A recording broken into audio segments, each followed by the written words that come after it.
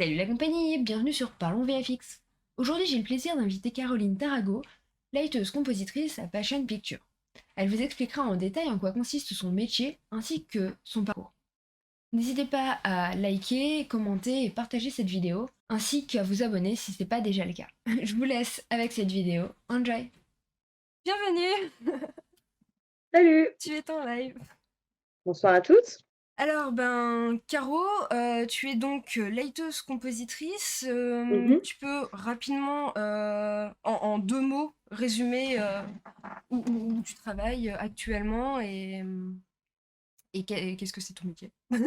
Bah écoutez, alors je suis lighting compositing artist. Je suis d'abord lighting artist que compositrice. Compositrice est arrivée plus tard dans ma carrière, c'est marrant de dire ça. Là en ce moment, je suis compositrice à temps plein en tant que self-employed, enfin freelancer, auto-entrepreneur. À Londres, dans une boîte qui s'appelle Passion Picture et je travaille sur, des courts-métrages, des pubs pour des tout un tas de clients différents et sinon aussi du jeu vidéo. Voilà. Wow, cool. Enfin, c'est le jeu vidéo, attention, c'est pas du temps réel que je fais, c'est que du temps, calculé, hein, enfin des images précalculées. Ok. J'ai pas encore, testé tout ce qui était Unreal et tout ça. J'ai juste, joué avec, mais j'ai jamais fait de choses professionnelles avec. Ok. Lighting artist, oui, parce que tu m'as aussi posé la question: «Qu'est-ce que c'est?» Non, évidemment. on va en parler longuement après, mais là, si tu peux D'accord. nous le dire en deux, trois mots rapidement, juste avant qu'on lance ta bande démo, justement, pour avoir une idée de qu'est-ce que c'est, qu'est-ce qu'on doit regarder dans ta bande démo, ce serait cool. Alors, dans le monde de l'animation et des effets spéciaux, les lighters sont les personnes qui vont mettre de la lumière dans les scènes 3D et dans les plans. Donc moi, je suis la personne qui va éclairer les scènes avec, soit des soleils, soit des lampes, soit les 2, soit autre chose. Donc en gros, en fait, je donne la lumière au plan, on les rend et ensuite le compositeur va réassembler les passes qui ont été rendues, je c'est assez clair ce que je dis. Le compositeur va utiliser les passes rendues et ensuite les réassembler, les rendre jolies, faire en sorte que tout marche bien et ensuite on les donne au monteur pour faire le montage final. Les passes, c'est l'équivalent des layers de calques, les calques sur Photoshop, en fait. Disons ça, ouais. J'expliquerai plus tard, s'il Mm. faut, mais pour l'instant, ouais, parlons de layer, sous Photoshop, ce sera peut-être plus simple. Yep. Donc du coup, je vais lancer ta bande démo, comme ça vous pourrez voir le travail sur lequel... Donc ça, c'est ta bande démo de 2021, je crois. C'est la dernière, ouais, c'est celle que j'ai Ok. utilisée pour chercher du travail. Donc à tout de suite.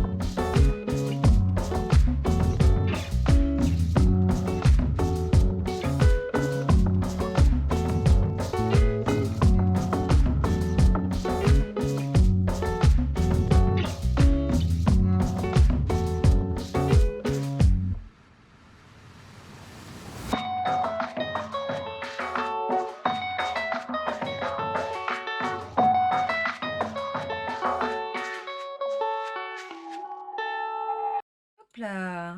Et ben voilà, c'était ta bande démo. Super. Très bien, très bien, très bien, merci. Sacré boulot. Tu peux nous en parler un petit peu? Bah, évidemment. Alors comment je vais faire pour faire ça?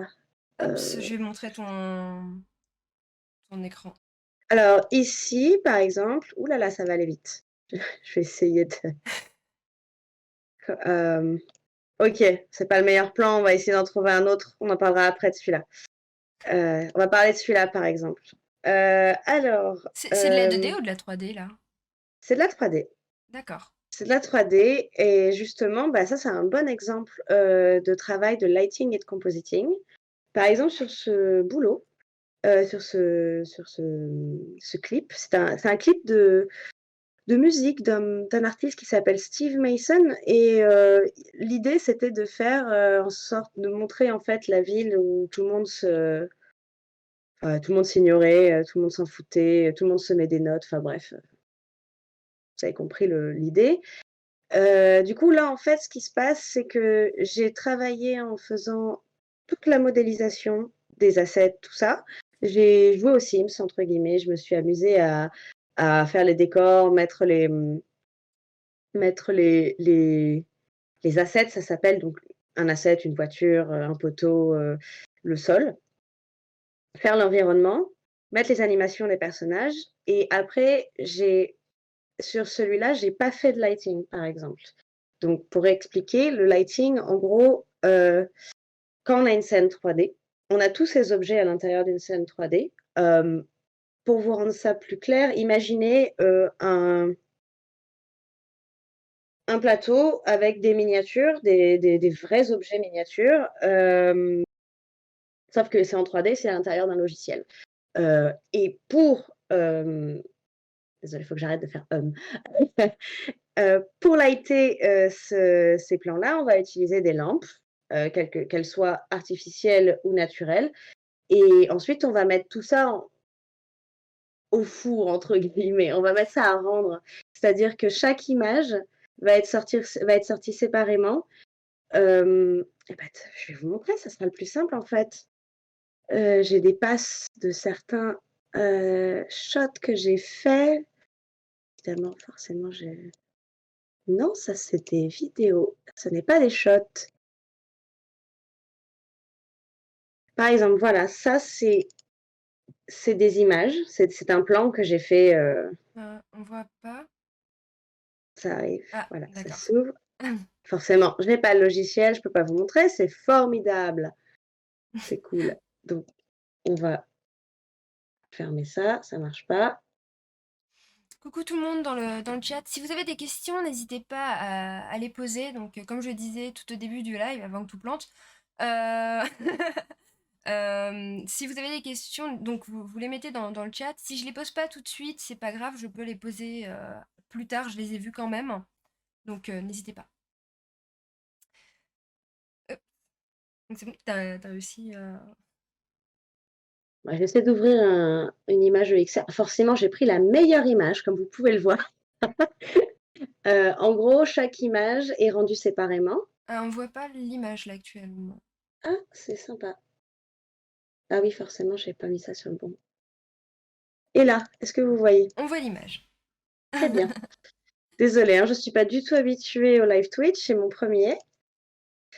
Donc vous voyez là, c'est une image d'un plan, et puis en gros, le but du lighter, c'est ici on a le personnage que vous voyez pas ici, mais par exemple la dernière image du plan que j'importe, voilà, on a le personnage.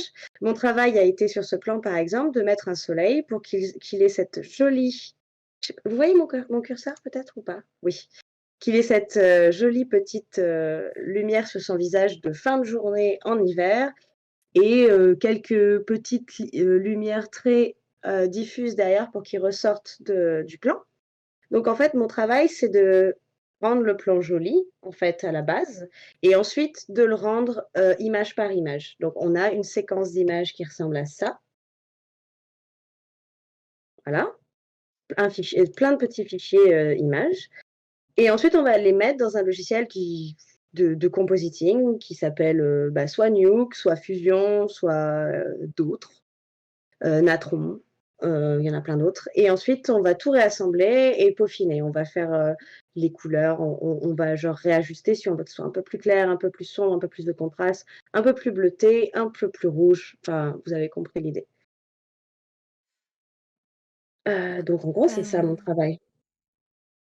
Donc du coup, sur ce showreel, là, ce que j'ai fait, c'est un peu particulier, c'est que j'ai fait exactement la même chose que ce que je vous ai dit. En gros, j'ai tout mis dans une scène 3D. tout. J'ai mis un soleil pour avoir un peu de lumière et un peu des ombres et tout ça. J'ai tout rendu image par image et ensuite en compositing, on a fait ces effets de couleurs, de pixelisation. On a rajouté, par exemple, les petits bonhommes, chelous là qui bougent. Ça, c'est autre chose, pardon. Hem et tous ces effets de couleurs en plus par-dessus. Voilà.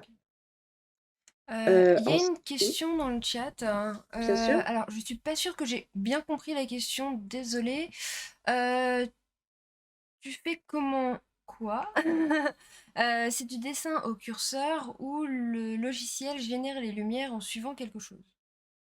Alors, est-ce que je vais pas vous ouvrir un logiciel de 3D pour vous montrer peut-être? Est-ce que ça serait pas plus simple? Si, peut-être, si tu as. Peut-être, peut-être, faisons ça. Du coup, en fait, pour répondre à ta question, ipsopathe, pardon. Du coup, en fait, le logiciel c'est un logiciel dans lequel on a des formes. Là, en l'occurrence, par exemple, ce que vous voyez sur l'image, les formes, c'est la maison et les petits lapins, enfin lapins et souris, qui ont été colorisés dans ce même logiciel ou par d'autres, moyens et ensuite, moi, je leur mets, les lumières. Alors, est-ce que vous voyez mon écran avec le magnifique logiciel qui s'appelle Maya? Oui. Terme. Donc voici une scène vierge, de 3D, c'est à ça que ça ressemble. Si si voilà. Donc du coup, je vais faire un truc très, très, très simple. Je vais mettre un cube comme vous voyez ici. J'ai pas touché Maya depuis des mois, j'ai honte. Je me rappelle plus des claviers, des raccourcis, dis donc. La Maintenant, honte c'est atomique. plutôt Houdini pour le lighting, non? Heu, non, en vrai, pour l'instant, dans les 3/4 des boîtes, on est encore sous Maya, hein. Parce que quand tu as une boîte qui a, je sais pas, 50 ou 100 licences, d'un logiciel qui coûte déjà 3 000 balles au moins par an. Changer, ça va coûter très, très cher à la boîte, plus il faut changer tout le pipeline.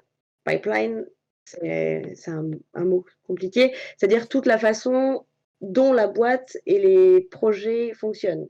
Donc c'est très, très compliqué de faire ça. Donc oui, Houdini commence à devenir, le maître avec Blender, hein, enfin si je dis pas de bêtises. Mais ça dépend des boîtes. Par exemple, Blender est un logiciel qui est gratuit, donc du coup, il y a beaucoup de boîtes, toutes petites boîtes qui vont utiliser Blender. En plus, ils ont une possibilité de faire du compositing dans ce logiciel gratuit et donc ça permet de faire, pour beaucoup de boîtes qui n'a pas beaucoup d'argent, énormément de choses et puis en plus Blender, c'est un logiciel qui est formidable. Je ne l'ai quasiment pas utilisé, il va falloir que je m'y mette pour pas être obsolète, mais non, c'est un logiciel qui est cool. Houdini est vraiment cool. Heu, un peu cher et il y a que les nouvelles boîtes qui l'utilisent, en fait. Par exemple, quand j'ai bossé à Hardman, toutes les autres boîtes sur les même maintenant que je bosse, ils ont que quelques licences Houdini utilisées pour les effets spéciaux, enfin vraiment les fluides, les feux, les vents, les simulations de close.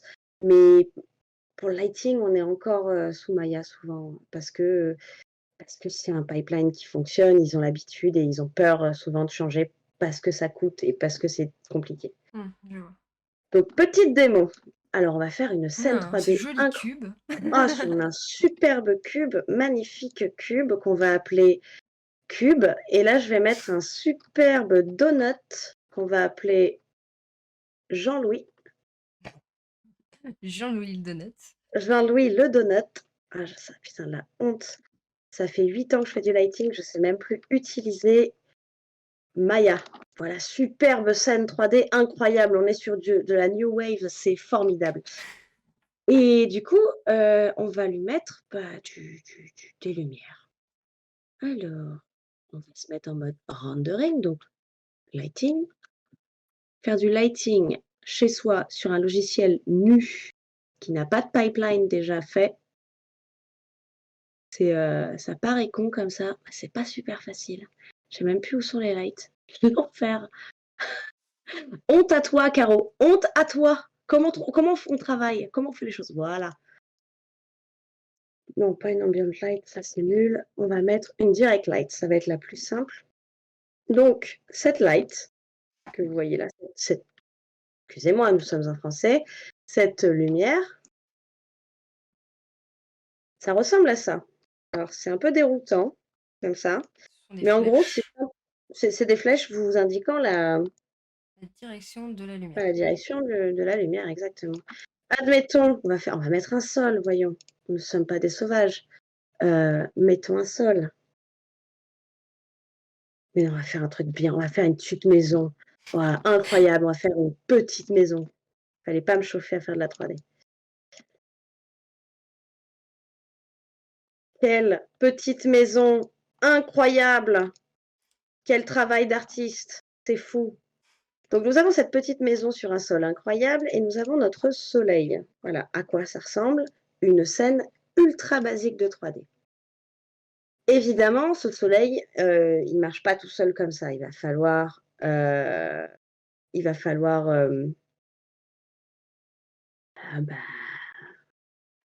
le setuper, lui mettre, ses des paramètres qui fonctionnent pour savoir si on veut que ça soit plus ou moins intense, quelle couleur on veut lui donner, tout ça. Bon, la plupart du temps, pour un soleil, on va éviter de mettre des lumières, colorées parce que c'est pas ça qui est cool. Je fais un setup très, très basique, donc parce qu'on n'est pas là pour vous faire, un tuto 3D, mais un setup très basique parce que normalement, je peux mettre un dôme, machin, tout ça, mais on va pas faire ça. On va juste rester sur cette light-là. Pour ceux qui connaissent, vous avez compris de quoi je parle.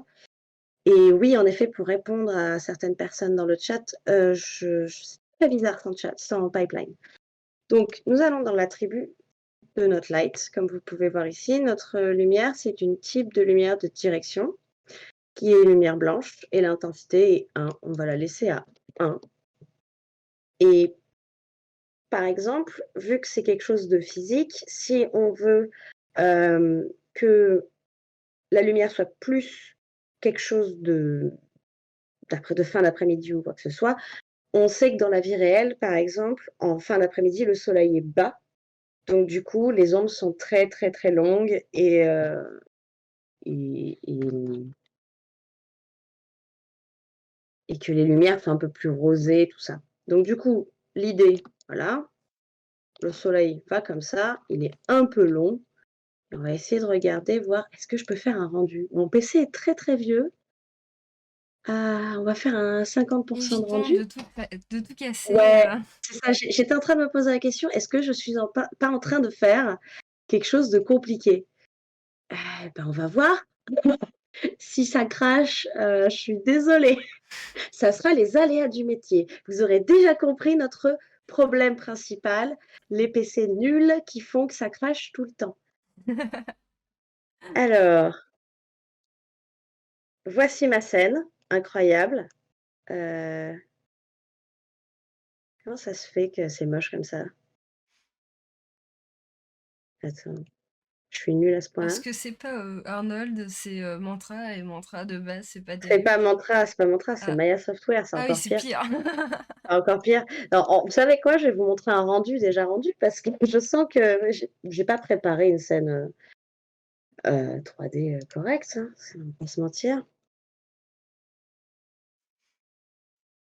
Est-ce que j'ai des rendus déjà rendus déjà? Toujours pas, ça a pas marché, hein, voilà. Tu n'as pas Hervé. Non, je n'ai pas Hervé. Je n'ai pas ces choses-là. Mon PC est un PC de travail certes, mais en travaillant de la maison, en remote, télétravail, on utilise un logiciel, de team viewing qui s'appelle RGS par exemple ou d'autres et en gros, on ne travaille pas sur nos PC perso, on travaille sur, Sur la machine le de PC, l'ordinateur. Enfin, de heu, la boîte. de la boîte exactement et juste on stream en gros l'écran de du PC du boulot. Pardon, c'est difficile. C'est un exercice particulier, de streamer. Rendu Arnold, par exemple, ça va être plus sympa de vous montrer un truc, voilà, par exemple, on peut faire ce genre de choses, tout simplement. quand on a des choses sympas à faire et qu'on ne le fait pas à l'arrache comme j'ai fait. En gros, là, ce que vous pouvez voir, on a une lumière assez forte jaune qui peut être sans doute une area light. C'est une lumière qui peut s'apparenter à un spot de studio. Pas un spot de studio, ouais, on va pas aller dans les termes techniques, ça sert à rien. Et de l'autre côté, c'est exactement pareil en rose. Là, c'est du lighting de studio, tout pur et dur. Si on fait un lighting, si je regarde, oui, ça aussi, on peut l'utiliser pour faire de l'architecture. J'aurais pas dû mettre Mantra parce que c'est pas le plus. Mantra, c'est un moteur de rendu. Je m'égare dans les détails techniques. Ne faisons pas Un ça. peu, oui. Un peu, oui. Bah, enfin, vous avez compris l'idée. En gros, par exemple, voilà, ça, c'est de la 3D. En gros, quelqu'un a fait la 3D et moi, mon boulot, c'est de mettre le soleil. Voilà, Ouais, en ça gros, paraît ça permet de voir le rendu. Enfin, toi, tu mets les lumières qui vont permettre de voir au rendu la modée. Parce que faut c'est rappeler ça, que si on met pas la lumière, par exemple, quand je sculpte sur ma chaîne, pour les gens qui viennent me voir de temps en temps, si je le mettais dans une scène de rendu sans light, vous verrez du noir. Voilà, rien tout de à fait, plus. tout à fait. Sur ZBrush, c'est exactement la même chose. C'est tout à fait la même chose. Donc voilà, j'espère que si vous n'avez pas compris, je peux encore développer, mais en montrant un peu plus ma démo, peut-être on va comprendre un peu mieux. Ici, c'est exactement pareil. J'ai fait le lighting et le comp. Donc, pareil, on avait tous les objets, la maison, les fleurs, les personnages, leurs sacs, tout. Et j'ai juste mis les lumières pour les rendre jolies. C'est-à-dire qu'ici, nous avons un soleil. Et parce que on est en train de faire de l'animation et du cinéma, on va rajouter quelques lumières pour rendre plus beaux les personnages. Par exemple, comme vous pouvez voir ici, on a une rim light, ça s'appelle. C'est une lumière qui est faite pour découper le personnage en gros du fond. Donc on en a une très légère ici, par exemple. Là, ici, c'est exactement toujours la même chose. Donc là, nous avons le soleil et quelques petites lumières en plus pour rajouter un peu ce côté dans le noir. Il y a une question intéressante. Quand tu dis les lumières, combien de Oui. lumières en moyenne tu mets dans une scène? Alors, ça dépend de l'atmosphère qu'on veut donner. Mais c'est une très bonne question. Par exemple, en début de mon showreel, déjà, on a plusieurs ambiances.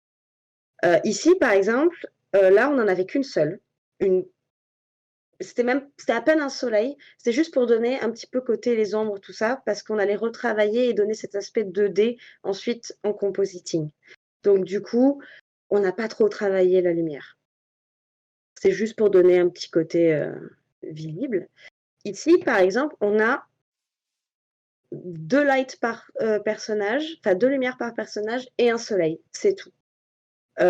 Ça dépend aussi du type de production sur laquelle on est. Là, en l'occurrence, on était sur une production qui était en série. Donc, du coup, on est obligé de faire des plans très rapidement. On a peu de temps pour faire quelque chose de très, très, très poussé. Et surtout, le temps de rendu, c'est ce que j'essayais d'expliquer tout à l'heure quand je disais qu'ils vont au four. Entre guillemets, à chaque fois qu'on va rendre chaque image va consommer du temps de machine. Et du coup, imaginons par exemple un plan en 3D qui fait 3 minutes, c'est beaucoup 3 minutes, 3 secondes par exemple. Il faut savoir qu'il y a 24 images, ou 25, ou 30, ça dépend, mais on va dire 24 images par seconde qui est rendue. Et donc du coup, si chaque image met à peu près 10 minutes à rendre, il faut multiplier ce temps de rendu par image.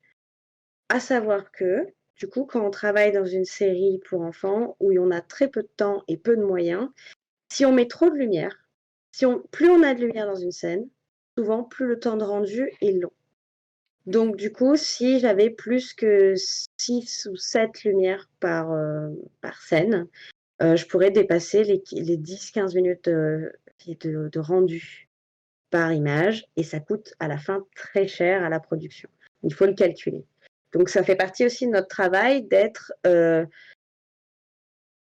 d'anticiper ce genre de problème et du coup d'être capable de se dire: «Bon alors j'ai un plan qui dure tant de temps, il y a tant d'images par seconde à rendre. Si ça dure 15 minutes, on n'est pas viable, ça va coûter trop cher à la production. Donc du coup, il ne faut pas que je mette trop de lumière et donc que je sois capable de rendre les choses belles avec, par exemple, un soleil et 3 lampes quoi. 3 3 ajustements en plus». La plupart du temps, les productions veulent des lumières assez, naturelles. Enfin, en tout cas sur lesquelles j'ai travaillé, on reste sur du naturel, donc souvent c'est très simple. Les paramétrages de lumière, on est sur du soleil et quelques lumières artificielles, mais c'est tout. Donc là, par exemple, c'est ce qu'on avait. Ici, c'est exactement la même chose. On voulait quelque chose d'assez sombre et donc du coup, on a un soleil de fin de journée et comme on est en intérieur, on a juste rajouté quelques lumières pour pas que les persos soient tout noirs, mais vraiment très peu parce Donc qu'en c'est plus ça surtout pour faire bougeait ressortir les personnages, en fait, que vous avez exactement. rajouté la lumière. Exactement, parce que ça aussi, c'est un autre problème. On travaillait dans une enfin, dans un environnement, pardon, faire un plan qui est tout noir, alors oui, ça peut être sympa, mais on perd des informations dans l'image et du coup, après, on a du mal à le retravailler ensuite en compositing. C'est aussi quelque chose qu'il faut qu'on pense. Ne jamais faire des choses trop blanches ou trop noires, quelque chose d'assez OK. Et assez balancé. du coup, une autre question, Bien sûr. est-ce que tu dois recommencer, le lighting pour chaque shot ou est-ce que tu as un setup que tu peux réutiliser, ben, d'un shot à l'autre? Alors encore une fois, ça dépend de la production. Quand on est en série, on va essayer, comme je disais tout à l'heure, d'optimiser son temps de travail et d'être très, efficace. Parce qu'on a peu de temps, peu de moyens et en général, on est pour vous faire en publicité, par exemple, je vais avoir peut-être une dizaine de plans en 3 semaines à faire. En série, je vais avoir une dizaine de plans par jour à faire. Donc on est bien d'accord qu'on n'a pas le temps de peaufiner, de vraiment aller dans le détail du lighting et on est vraiment là pour faire quelque chose de joli et donc du coup, souvent en série, on a un setup très simple qui a été basé sur des plans clés. C'est des plans qui ont été faits en général par les leads ou les superviseurs qui montrent en gros la marche à suivre. Il faut rester comme ça et après, bah, on va être intelligent. Selon la séquence de plans qu'on a, on va essayer de rassembler les plans qui sont les mêmes. Et donc, du coup, par exemple, si j'ai 3 fois un plan, un champ contre champ et les gens discutent et que c'est toujours le même plan, tu vas lighter une fois le plan et ensuite tu vas copier-coller ton lighting sur chaque plan qui sont similaires. Mais c'est une très bonne question. Oui, ça dépend du projet sur lequel on travaille, en fait, et des moyens, encore une fois. Du coup, là, par exemple, c'était une publicité réaliste et dans cette publicité, on avait peu de lumière, pas de soleil et l'idée, c'était de lighter le plan que de façon artificielle dans un hangar de nuit avec juste vous voyez le halo lumineux là? C'est une lumière, en 3D et en gros toute la séquence toute la séquence est lightée comme ça et c'est pour ça qu'on voit la voiture, vraiment en clair-obscur, quoi et qu'elle OK. ressort que par les réflexions de ces lampes et ça, c'était vraiment la volonté du directeur artistique et du client. Ici, Original. par exemple pardon? J'ai dit original. Je trouve pas que ça fait ressortir la voiture, enfin, Non, c'est pas le je c'est le côté mystérieux, la Nissan. Mmh. faut pas la voir. Faut pas la voir. Elle va tellement vite, elle est tellement bien, elle est tellement fine que tu ne la vois pas. Tu l'entends même pas. Elle est incroyable. Pardon, c'est de la pub. Heu et du coup, là, par exemple, ici, c'était un autre type de lighting, c'était la nuit. Donc, qui dit la nuit on n'a pas de soleil. Eh bien si, parce que, il y a pas de setup de lune. En gros, c'est exactement la même lampe qu'on travaille pour faire en sorte qu'elle ressemble plus à une lumière, du soir lunaire. Hem Et tout le côté un peu bleuté, noir, tout ça, on va le retravailler plutôt en compositing, pardon, parce que c'est plus facile, hem, de travailler surtout les parties sombres en compositing, parce qu'on garde toutes les informations, comme je vous disais tout à l'heure. Qu'en lighting, si vraiment on fait un lighting tout noir, par exemple, comme vous voyez ici en premier plan, il y a un lit. Ici, il y a des jouets. Si on les avait pas déjà illuminés un peu dans la scène 3D, en fait, on n'aurait pas d'informations ici, ça serait juste un bloc tout noir. Donc il Mm. faut déjà les rendre assez lumineux en 3D pardon, dans la scène de lighting sous Maya, et ensuite dans le logiciel de compositing, on va tout, réabaisser pour donner ce côté, nuit. C'est quoi du coup, enfin, c'est plutôt un avantage en fait d'être lighteuse et compositrice. Ça te permet de travailler vraiment, genre, tu sais exactement qu'est-ce que tu vas avoir besoin en compo. Du coup, Oui. tu peux travailler comme ça beaucoup plus rapidement. C'est aussi une bonne remarque, parce que, par exemple, ça fait 8 ans que je suis sur le marché du travail, mais ça fait que 2 ans et demi que je fais du compositing. Avant, je n'étais que lighteuse. Donc du coup, en fait, je savais faire du compositing parce que j'en avais déjà fait à l'école. Donc je savais que le compositeur, il allait me demander tel layer, enfin, je dis layer, mais ça s'appelle des passes. Mais disons layer, comme ça vous pouvez comprendre, comme dans Photoshop, tel layer, tel machin. Le compositeur, il va me demander des trucs. Tiens, d'ailleurs, il y a un problème sur ce shot. Pardon, excusez-moi, je me suis coupée. Je viens de le voir. Hem Des formations professionnelles. et en plus, sur cette production-là, j'étais lead, donc du coup, je devais corriger tous les plans. Ah, c'est con, c'est mon plan. Bref, et ouais, du coup, pardon, je me suis coupée. C'est quoi qu'on disait? Tu parlais du fait que le fait de connaître le Ah oui. compositing par rapport au lighting.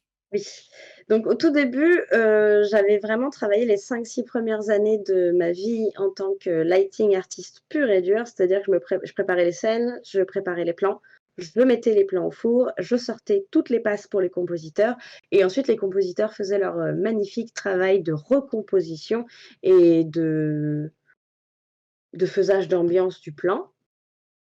Mais c'était ultra frustrant parce que, en gros, tu as fait tout le plan. Tu t'es cassé le cul à faire que cette lumière, elle est jolie, elle rehausse un peu le teint du personnage, comme vous voyez ici, par exemple, la petite lumière sous le cou, ou celle qui est sur le bout du nez. Enfin, ce genre de choses, tu t'es bien cassé, creusé pour que ça soit pas trop moche, et à la fin, c'est même pas toi qui va mettre la touche finale, et ça, c'est vrai que c'était un peu frustrant. À l'heure d'aujourd'hui, je fais les 2. Et je suis très contente de faire les 2. Même si là, je tends plus maintenant à être que compositeur, parce que j'avoue que le lighting, ça commence aussi un peu j'ai envie de découvrir autre chose et de me perfectionner dans autre chose. Mais ça, c'est encore On en une autre parlera histoire. On en plus parlera après, tard. ouais. Là, c'est exactement pareil que les autres, hein. C'est le même genre de setup. Il y a un soleil et une lampe derrière pour rehausser le perso. Là, c'est exactement la même chose que ce que je vous disais tout à l'heure. Donc ici, on voit bien les lumières artificielles. Cette La voiture est quasiment que illuminée par ces lampes-là. Évidemment, il y en a des invisibles qui n'affectent que la voiture, parce que sinon on la verrait pas du tout. Mais globalement, c'était le challenge d'essayer de lighter ces plans de voiture qu'avec, ça, quoi. Mm. Et la rendre visible dans un endroit très peu visible. Ok, ok. Donc là, c'est exactement la même chose que tout à l'heure. Ici, il y a un petit truc particulier, par exemple, il y a une source de lumière en plus, il y en a même 2. Il y a cette lampe torche, comme vous voyez, elle affecte le sol. Ça, c'était sympa, heu, parce que souvent la lampe torche était animée, donc il fallait que la lampe et la lumière soient animées avec l'animation. Ça, c'est fun. C'est pas très compliqué, hein, mais c'est fun. Ça, c'est pareil, c'est pas une vraie lumière, ça s'appelle un shader qui émet de la lumière. Un shader, c'est une peinture, on va dire ça comme ça, pour être très, un C'est ce qui vernis. permet de ouais, ça, c'est plus ce qui permet de donner, la matière à quelque chose. Voilà, c'est ça, c'est plutôt exactement, c'est plutôt la matière. Par exemple, cette bouteille, qu'on voit pas, voilà, cette bouteille, ce beau bouchon bleu, elle a un J'ai la même. shader de plastique bleu. Oui, c'est la fameuse bouteille d'Untold. Ouais. Heu et Mmh. donc là, c'est pareil, hein, on a un soleil et puis on avait rajouté un peu des lumières, Là, en plus de heu ça, tu dois avoir, l'effet de l'eau, en fait, qui doit tout refléter à fait. différemment. Ça doit être un sacré challenge de faire, un truc sous l'eau. Heu, Là, on le voit pas sur cette image, mais ça s'appelle des caustiques. Vous savez, ce qu'il y a dans les piscines que vous voyez sur les murs quand la lumière se réfracte dans, l'eau? Ça fait des espèces de petits trucs lumineux sur le mur qui fait clic, clic, clic, clic. Ouais, je fais très bien le caustique. Ça s'appelle un caustique. Là, on en voit très peu, sur ce plan. C'est vrai que j'aurais pu trouver un plan où on le voit plus, mais on n'en a pas, trop. Ça, en général, c'est fait aussi en lighting. C'est les lighters qui doivent s'occuper, de les préparer. En général, on a un directeur, technical director, un directeur technique qui s'occupe de ce genre de trucs et nous, on a juste à surtout en série, en fait, on n'a pas le temps. Chaque artiste, lui, a des shots à signer. Il a absolument pas le temps de s'occuper à faire de la R&D, ça s'appelle, ou du développement ou ça, c'est fait par des directeurs techniques ou des leads et ensuite chaque, artiste va juste appliquer ce qu'on lui demande. C'est un peu un travail redondant, un peu bête et méchant. Ton seul plaisir là-dedans, c'est de placer les lumières et faire en sorte que ton perso, il soit beau. Mais ça, c'est la magie de la série. En Heu, pub, les caustiques, c'est toi qui les fais, mmh, je vais t'arrêter là sur ta bande bien démo, sûr. Mais je mets à moins 3000 que ans, pardon. tu aurais envie de parler d'un dernier plan, mais je vois le temps qui défile et j'ai plein de questions pour toi. Tout à Du fait. coup, si tu vois encore un plan sur lequel tu voudrais, Ouais, qu'on il y a discute et puis celui-là, par exemple. Là, par exemple, vous voyez bien que c'est pas de la 3D, le personnage en premier plan, c'est un vrai être humain. Là, mon challenge, c'était de lighter ce personnage, qui est ce caméléon en 3D et de l'intégrer dans cette scène, qui est en 2D, qui est du film et qui est plat. Du coup, en gros, pour faire ce genre de choses, on a utilisé une scène 3D, on a recréé ce fauteuil où on a placé le personnage. Vous voyez, par exemple, l'ombre du personnage sur ce fauteuil a été faite en 3D, grâce aux lampes que j'ai recréées en essayant de reprendre l'éclairage de la scène intérieure, de ce cabinet de psychologue. Voilà et en gros, après tout ça, c'est recomposité au compositing. Voilà. et donc le fauteuil, il est en 3D ou il est en live? Il est en live, le fauteuil. On a fait le même en 3D OK. pour avoir, la couleur sur le personnage qui se reflète sur, les fesses du perso, lui donner un peu de couleur marron et hem et surtout pour avoir la même animation et les ombres. Mmh. Voilà. Et plus question? Bien sûr. Désolée, j'ai pris beaucoup de temps sur la bande démo, je suis désolée. Bah, c'est pas grave, c'était super intéressant. En vrai, je t'aurais bien laissé parler plus longtemps, mais le temps file et du coup, C'est si vrai, on je veut viens de avoir voir le l'heure, temps tout à fait. de parler de tout, on va donc passer à une question, on va dire, assez importante, qui a été... alors, je sais pas dans quelle ordre je vais te poser cette question, mais du coup, j'aimerais bien que tu nous parles un peu de ton parcours. Donc, qu'est-ce qui t'a donné envie de faire ce métier? Comment est-ce que tu as trouvé ton école? Et puis, quelle école t'as fait surtout pour pouvoir faire ton métier? Alors, j'ai fait, une école qui s'appelle plus comme ça, qui s'appelait qui s'appelait Supinfocom Arles, qui maintenant s'appelle MOPA. qui était, quand j'étais, à l'époque à Supinfocom, qui faisait partie du groupe Rubika, qui il y a plusieurs écoles, il y en a une à Valenciennes, une en Inde et une, à Arles qui maintenant, du coup, est, seule et enfin, différente.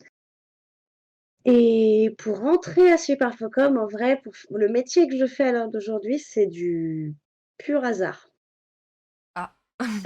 Ouais, c'est du pur hasard. Je voulais absolument pas faire de la enfin, je voulais absolument pas faire de la 3D. J'en avais aucune idée que je voulais faire de la 3D. À la base, je voulais faire du cinéma, je voulais être réalisatrice. Ah, bienvenue dans le club. Comme beaucoup, hein, comme beaucoup. Sauf que, bah, réalisateur, je savais pas trop comment faire. À la base, j'ai fait, L-arts plastique dans un lycée, à Brignoles, le lycée Rénoir. Hem, je savais pas ce que je voulais faire, hein, comme, plein de gens. À toute base, je voulais aller en mathématiques Ah ouais?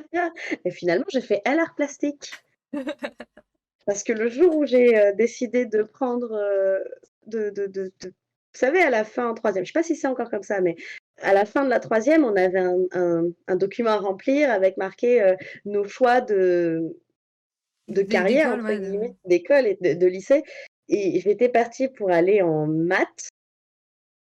J'ai mis l'art plastique, bon et du coup, j'ai fait l'art plastique et puis à la fin, quand j'ai eu mon bac, je me suis rendu compte qu'avec l'art plastique, on faisait pas grand-chose à part, des arts plastiques et j'étais un peu, «Peut-être qu'il va falloir que je trouve quelque chose» et j'ai une copine à moi qui avait trouvé un truc assez cool, c'était une mise à niveau en art appliqué pour rendre ce côté art plastique plus industriel. Donc j'ai fait une mise à niveau en art appliqué, à la Grande Tourache à Toulon, où j'ai enchaîné juste après sur un BTS en communication visuelle.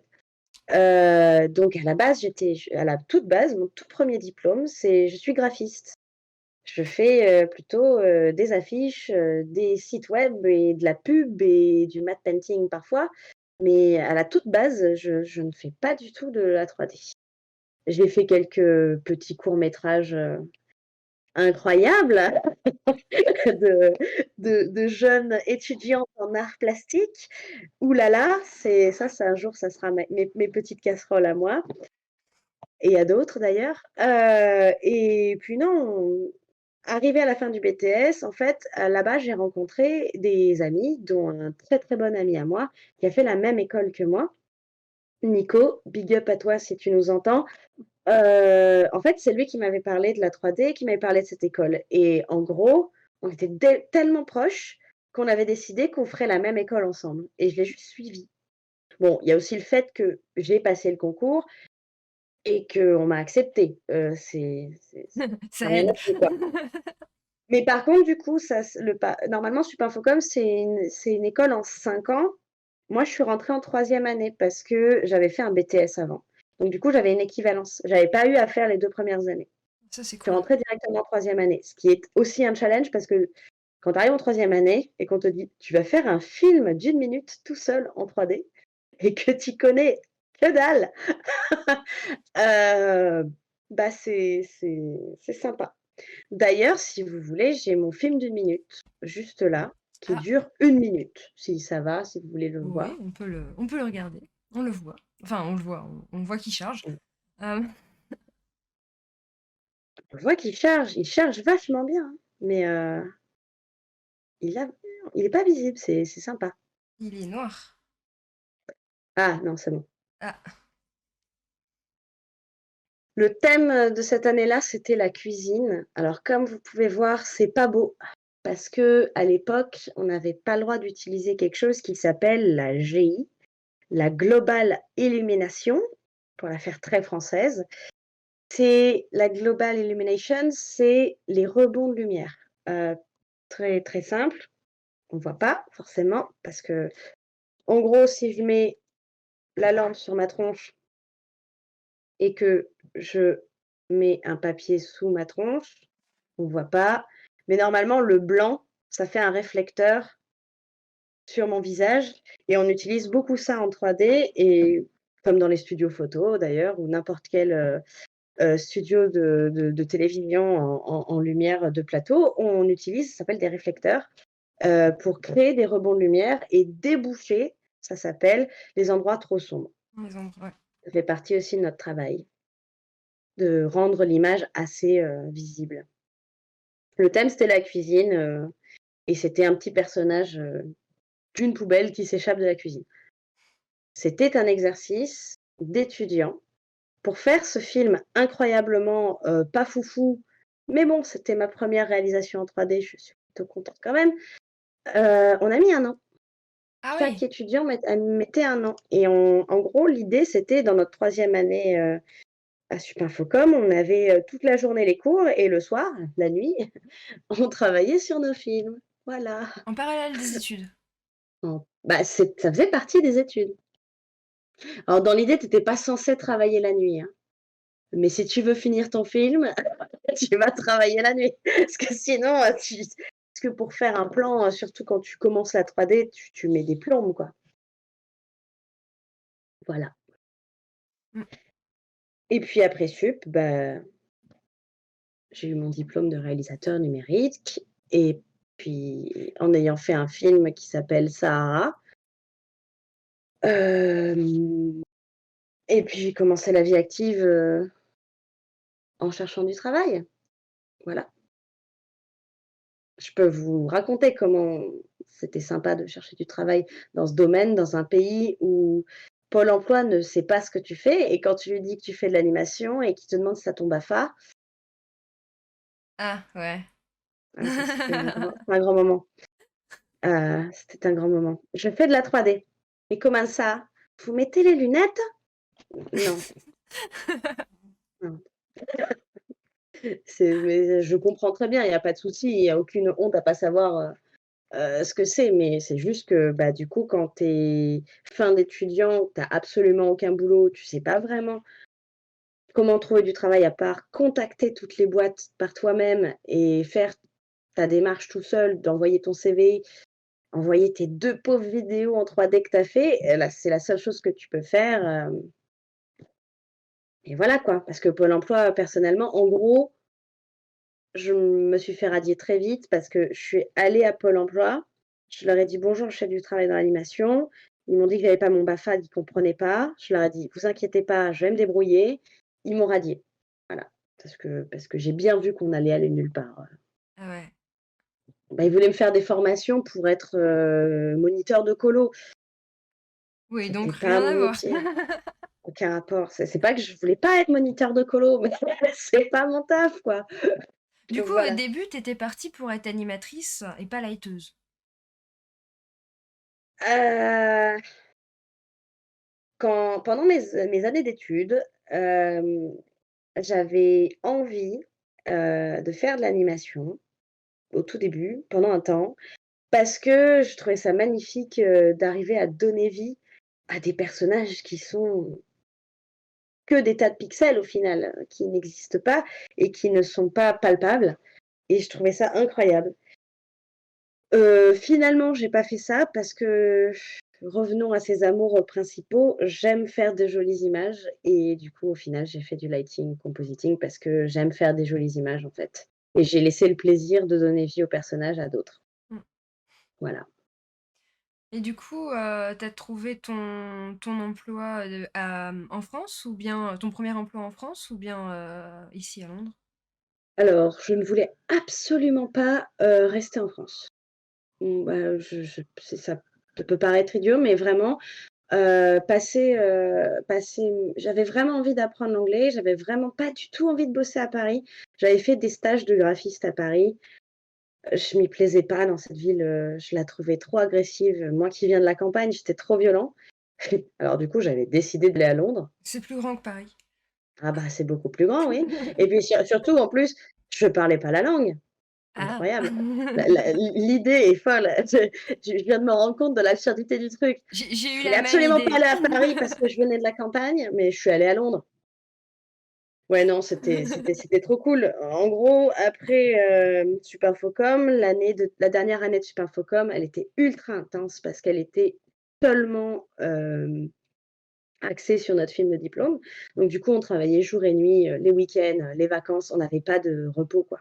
On faisait des nuits sur la fin, j'ai fait un petit, un grand chelem de 47 ou 48 heures sans dormir. Faut pas faire ça, hein, c'est pas bon pour la santé, hein, faut pas faire ça.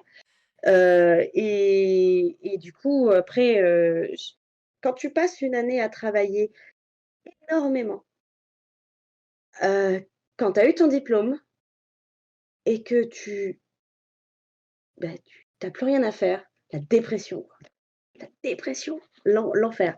Donc du coup, ce qu'on a fait avec tous les potes, qui étaient dans la même ville et de la même classe, on avait décidé de repeindre, les colocations, de faire en sorte que tout était propre pour les rendre, aux propriétaires. Mais bon, ça, c'est une autre histoire. Donc j'ai passé plusieurs mois à chercher du travail, me reposer et en septembre de cette année-là, parce que l'année se terminait en juillet, si je dis pas de bêtises, et en septembre, on a passé 2 semaines à Londres avec des copains pour aller chercher du travail. Ça n'a donné rien du tout. Je continuais à envoyer des mails et puis un beau jour, en novembre de cette année-là, quelqu'un m'a appelé, «Ouais, est-ce que tu veux venir faire de la 3D pour faire de la série pour enfants et tu seras pas trop mal payé?» À l'époque, je savais pas combien, c'était les salaires. J'étais payée 27 000 livres par an. Bah, pour de la série en junior, c'était pas si dégueu. Mmh. Je trouvais ça pas trop cher, mais en même Je temps, j'étais profite junior, de rajouter que quand vous commencez, ici à Londres, n'acceptez jamais un contrat en dessous de 26 livres. 26 000 livres. 26 livres? Ouais, ouais, Celui-là, fallait 20 voir. 26 000 livres. C'est de l'arnaque en Ouais, dessous. De toute façon, vous pourrez pas payer heu, votre loyer, donc par exemple, on m'avait proposé un contrat à 22 500. Les gars, je leur ai dit, enfin non, quoi. non, 22 ouais, c'est pas 500, possible. heu, dans une ville comme Londres où ton loyer, puis il peut aller jusqu'à 850 livres par mois, par personne. On parle pas de ce genre de livre, désolée, dans le dans le channel. Ah oui, pardon, des livres sterling. Exactement. Pardon, excusez-moi. Ouais,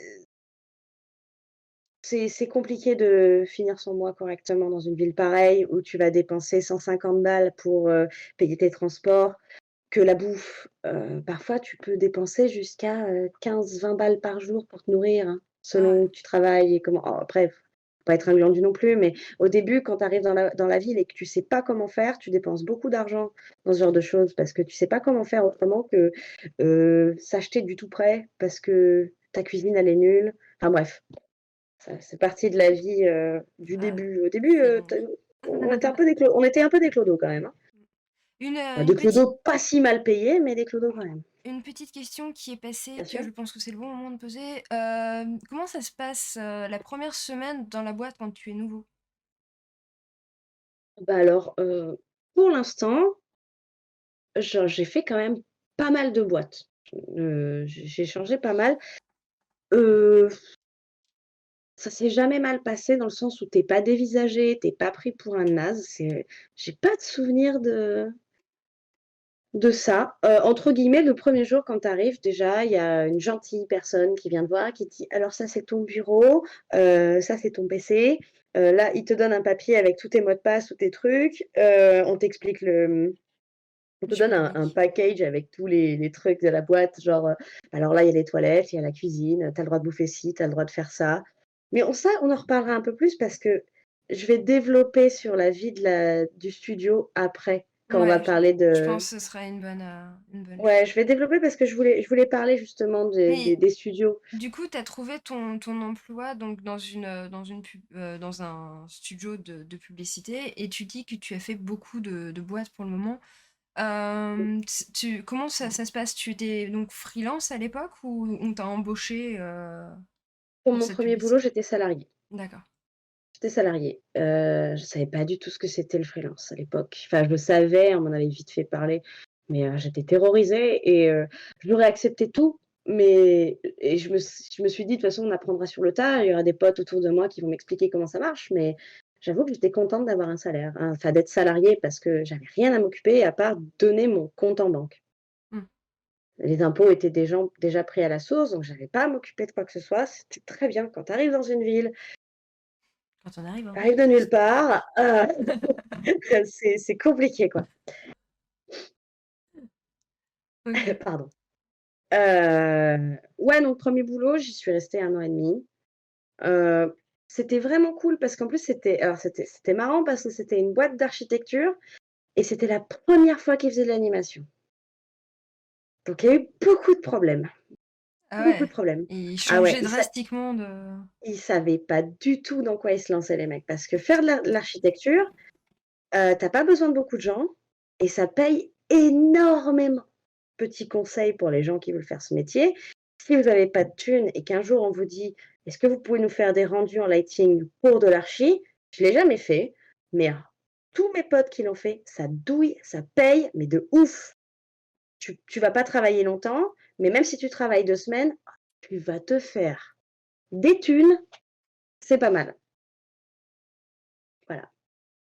Ouais, non, pardon, je suis restée 1 an et demi et puis après je trouvais pas de boulot, donc j'ai fait un tout petit peu de freelancing. Et puis après, j'ai retrouvé un boulot à long terme en série. Je fais partie des rares personnes que je connais autour de moi qui a fait autant de séries. Les bons plans de Caro.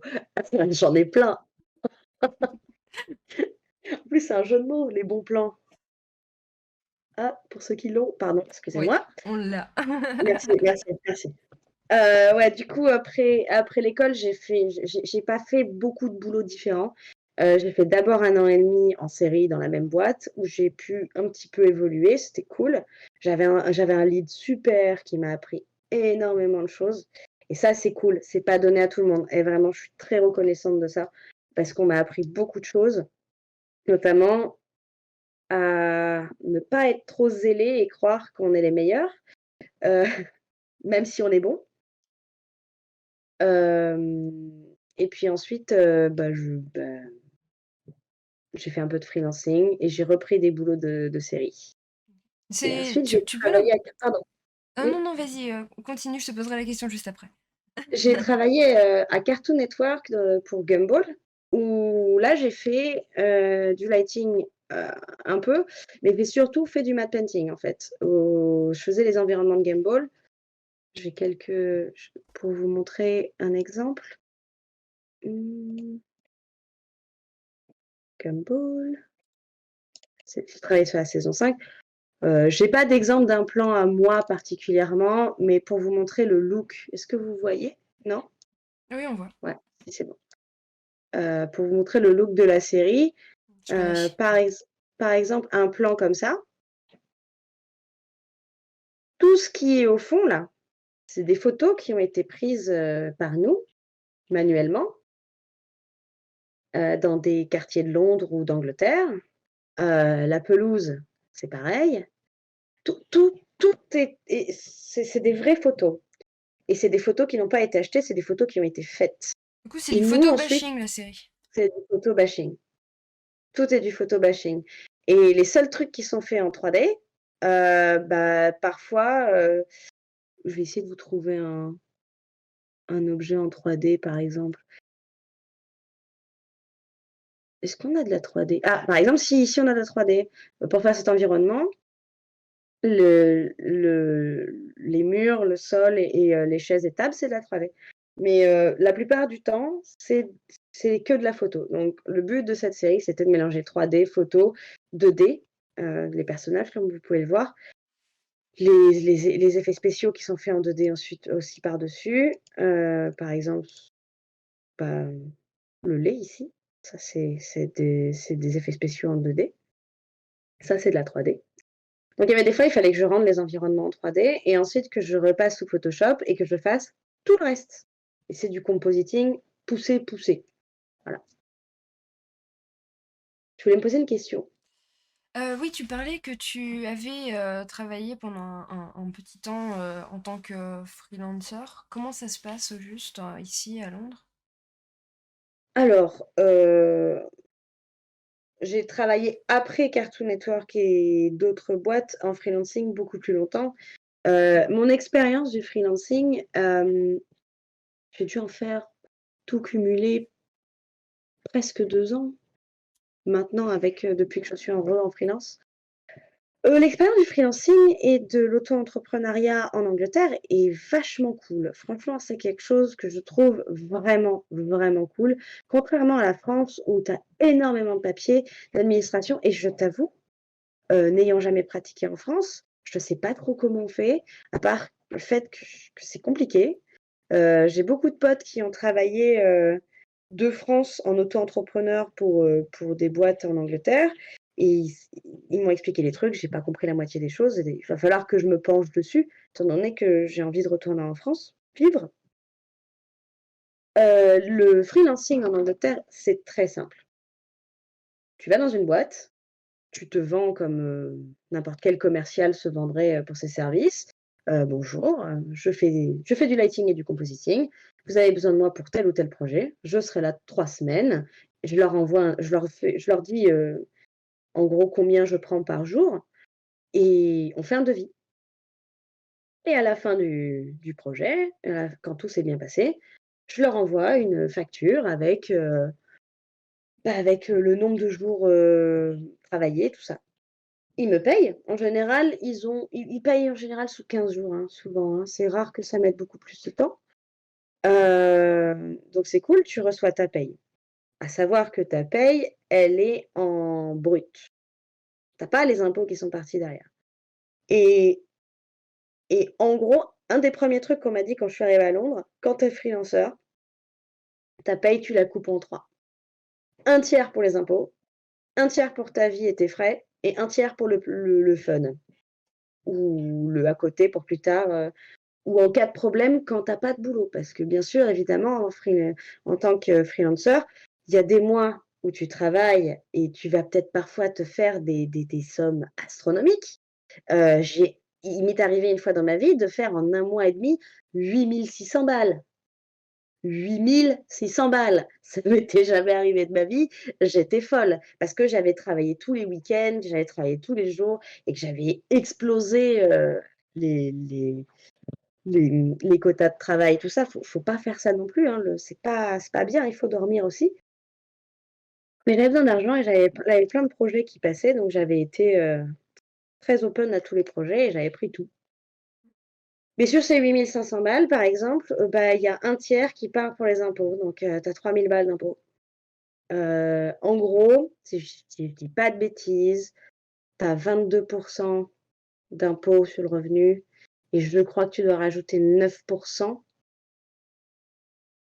la sécurité sociale. Voilà. Ouais, Donc en gros, c'est par bien. exemple, quand j'étais salariée et j'avais un salaire de 2 900 livres par mois et je touchais net 2 100 parce que, bah, j'avais, 350 balles de sécu à payer et le reste en impôts, quoi. Mais au final, on paye quand même moins d'impôts qu'en France, qui est c'est juste que les Français savent pas que sur leur bulletin de salaire, ils payent aussi la sécu, mais elle coûte moins cher qu'en Angleterre. La sécu en Angleterre, elle te casse le cul, hein. Ça, 9 ça fait mal, hein, en vrai, Mmh. hein. Quand mon premier salaire, pardon, j'ai vu que j'avais 260 balles de sécurité sociale, ouh! Et j'avais un salaire de 1 800 à l'époque à Londres, ouh! Ça pique. Voilà. Mmh. Mais le freelancing après c'est très simple. En gros, tout ce que tu as à faire, c'est te faire un compte sur ça s'appelle la HMRC, c'est le site des impôts anglais. «Bonjour, je suis, auto-entrepreneur, j'ai gagné tant, bisous». Et il y a pas le problème qu'il y a comme en France avec, le fait qu'il faut réussir à trouver ton travail que tu fais spécifiquement, qui n'existe pas dans les données et puis, Ah bon? Ah je sais pas du tout. Alors non, là, c'est quelque chose que je vais je sais apprendre, qu'en France, il y a pas mal de problèmes en genre, si par exemple, je connais pour le principe des rigueurs, si tu es rigueur, bah, ils connaissent pas le métier rigueur, donc ils vont te mettre graphiste, voilà, point. Il faut réussir à trouver Cette fois-ci? des choses comme ça, quoi. J'ai plusieurs questions qui ont été posées, je pense que je vais les merger. Mmh. La première question qui va donc mêmer la deuxième, c'est en gros, comment est-ce que ça fonctionne, la prod? Je pense que ce serait comme ça que je la formulerais, parce que donc la question c'est: Est-ce que tu fais aussi le look dev lorsque tu fais du lighting? Donc je pense que si on globalise en mode comment est-ce qu'on fait, quelles sont les étapes jusqu'au compositing, ça pourrait être intéressant de parler. Alors, je vais la faire très courte. Une production, ça mélange des kilomètres de métiers différents dans le domaine de l'audiovisuel. Hem, alors d'abord, il y a les réalisateurs et les auteurs qui écrivent, leur court-métrage, par exemple. Ensuite, il y a les gens qui font le storyboard, les storyboarders. Ensuite, il y a les prep-artistes qui vont faire, enfin pas les prep-artistes, pardon, les layout artistes et comment on appelle ça? Ah si, les prep artistes? C'est les prep-artistes qui font Les les rotoscopies et compagnie? ouais, mais c'est pas ça que je Ah, c'est pas les d'accord. prep-artistes que je pensais. C'est les personnes qui font les trailers, enfin pas les trailers, les animatiques. Ah oui, alors Les là, prévis les prévis artistes, les artistes, oui, prévis c'est ça. artistes, voilà. Donc il y a les prévis artistes qui font les animatiques. Ensuite, on passe à l'édition de cette animatique, machin, blabla. Les, modeleurs ont fait les environnements, les personnages, tout ça. Les riggeurs ont fait les squelettes des personnages. Les animateurs animent ces squelettes. Les lighters prennent tout le bazar, mettent tout ça dans leur scène, mettent les soleils, les lumières, machin, tout ça. Entre-temps, il y a les mecs qui ont fait les peintures et les textures sur, tout, hein. Et ensuite, une fois que c'est passé au four, comme je disais tout à l'heure, image par image, le compositeur reprend tout.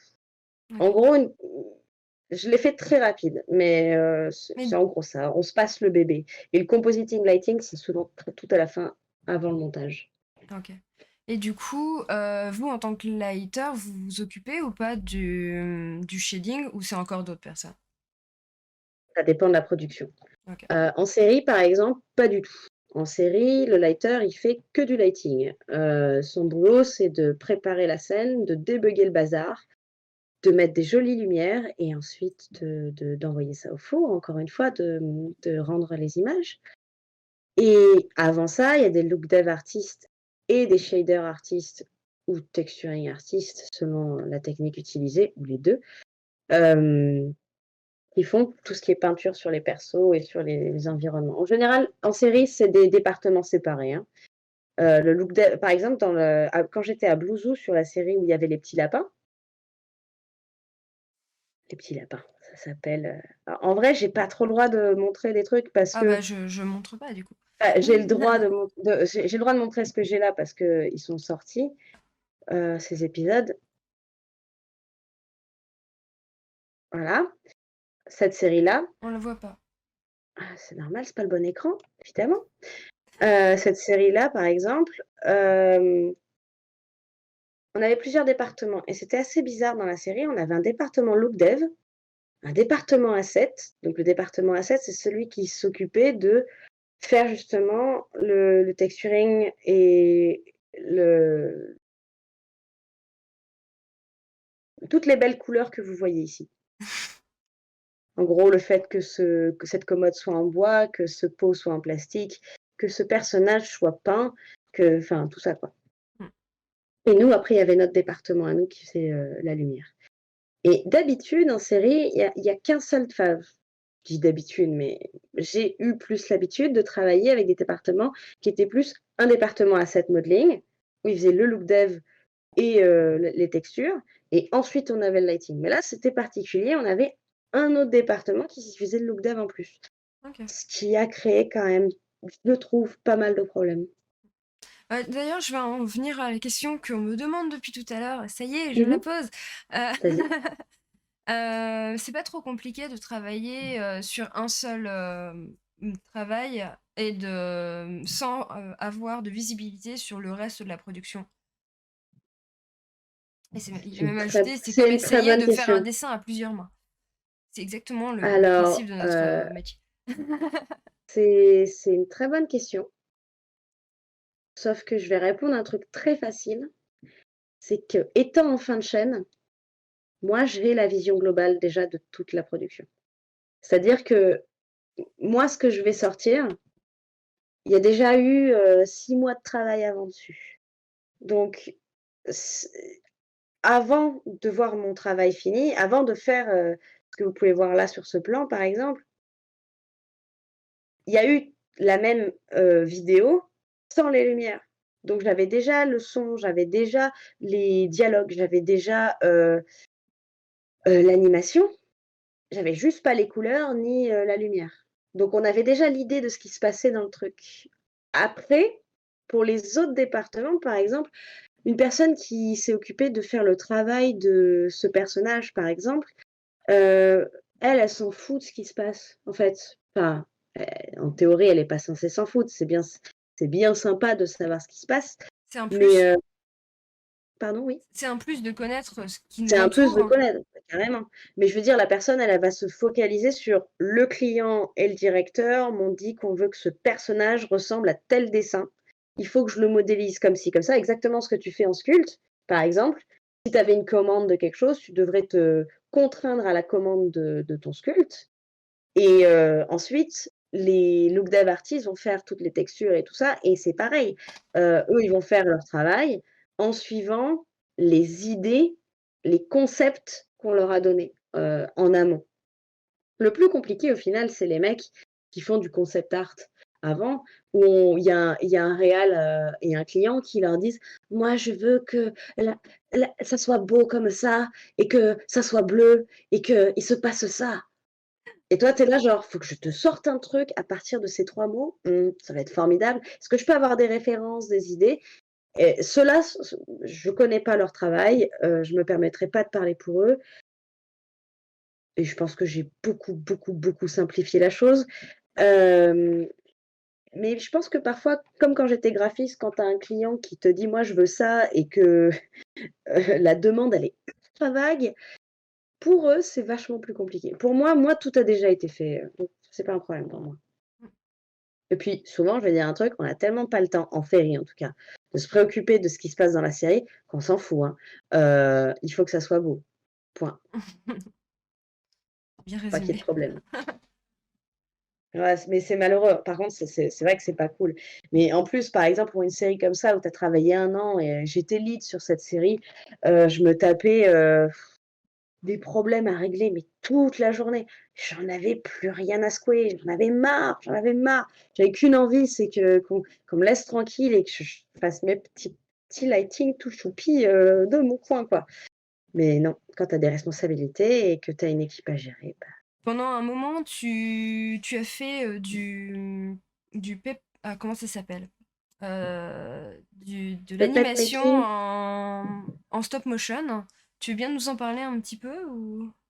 Alors, après un contrat, compliqué dans une boîte que je ne citerai pas, j'ai fait un burn-out bien sympa où j'ai eu toute envie de, littéralement tout virer et je voulais absolument en fait, j'avais plus confiance en moi. J'avais l'impression que j'étais plus capable de faire quelque chose de créatif et qu'est-ce qui s'est passé? En fait, je me suis dit: «Mais en fait, je passe trop de vie, trop mon temps derrière un écran à faire des choses qui sont pas palpables, qui sont, vraiment, c'est de la 3D quoi donc bah, c'est sympa des petits, animaux, des petites voitures, des petits trucs à illuminer, mais ça n'existe pas». Tu pareil, comme je disais tout à l'heure, retour aux premiers amours, l toucher la matière, tripoter de la peinture, se couper le doigt avec un cutter, enfin des trucs, concrets, quoi. Et ça fait partie des choses de la 3D aussi. Quand tu fais de la 3D, la plupart du temps, les gens font aussi du dessin ou autre chose. Ils ont des hobbies plutôt créatifs en général. Enfin, je peux pas parler pour tout le monde, mais c'est vrai que la plupart de mes potes qui sont soit graphistes, soit 3D artistes ou VFX artistes ou quoi que ce soit, sauf s'ils sont très techniques, ils aiment bien faire des trucs de leurs mains, quoi. Et donc du coup, en fait, j'avais besoin de faire ça pour, me reprouver à moi-même que j'étais capable de faire des trucs et du coup, est-ce que vous voyez ouais, vous voyez mon écran? J'avais fait des scènes, comme vous pouvez le voir ici, en miniature et mon idée, c'était de faire un grenier. Alors j'ai pas fait de réelle animation. Est-ce qu'on voit? J'ai pas fait de réelle animation parce que, comment dire? Je suis pas animatrice et faire de l'animation en 3D, en 3D, en réel. En 3D, c'est plus facile. Enfin, non, je peux pas dire ça. Non, je peux pas dire ça, c'est l'animation, c'est très compliqué. Faut ressentir le mouvement, tout ça. Je sais pas le faire. Je me permettrai pas de le dire. Mais je sais plus, je veux dire, quand tu te trompes en animation 3D, tu peux faire contrôle S que, dans la vraie vie, tu peux pas réellement. Du coup, j'avais fait, des sets, heu, papier en tout, pour, Tu fait pas mal de décors, en fait, ouais, plus de décors, ouais, beaucoup plus de décors.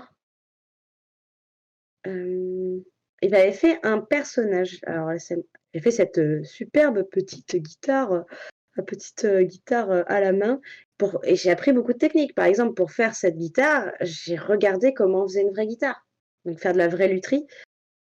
Et puis j'ai fait, pour des petites scènes comme ça, c'était pour le Linktober, à la place de faire des dessins. Je sais pas si vous connaissez Linktober? C'est au mois d'octobre. Les gens font un dessin tous les jours en fonction d'un thème et là, au lieu de faire des dessins, j'avais fait des petites scènes, par photographiques. jour, en fait. Voilà. On reconnaît, ta patte de lighteuse, dans toutes tes photos. Ça, c'est pareil aussi depuis cette année, je me suis un peu mise à la photo et c'est vrai que le travail de la lumière est vachement important dans la photo. Voilà, le seul, personnage que j'ai fait pour de la stop mo, c'est celui-là, mais c'était un prototype, il n'est pas du tout animable. Enfin si, mais on va le casser, quoi. Enfin, comme on peut le voir là, je l'avais pété. Donc c'était une réparation. Voilà, donc ça, c'était plutôt du travail, à côté, secondaire, faire de la mini couture, apprendre à coudre, de façon miniature et apprendre à faire des, mmh, des Ouais. chemises, Ah. plein d'objets, enfin, j'avais besoin d'apprendre de nouvelles choses, en fait. Donc c'est pour ça que je me suis amusée à faire, des miniatures. Bon, tout ça, c'est mon Instagram, donc il y a de tout, hein. Il y a des dessins, il y a des miniatures, il y a des photos. Ça, c'est une des premières choses que j'ai faites en miniature. Il ne fonctionne pas, évidemment, mais j'aurais bien aimé essayer de trouver une solution pour que quand il marche, il fasse de la musique, quand je tourne la manivelle, mais j'ai pas encore les capacités d'être, un ingénieur, à ce niveau-là, quoi. Enfin bref. Mmh. Voilà, ça c'était Heu, un exemple de miniature que j'avais chiné et fait. je sais qu'il y avait un sujet que tu voulais aborder, c'était sur, le mode de vie dans les boîtes. Mmh. Tu veux bien nous en parler?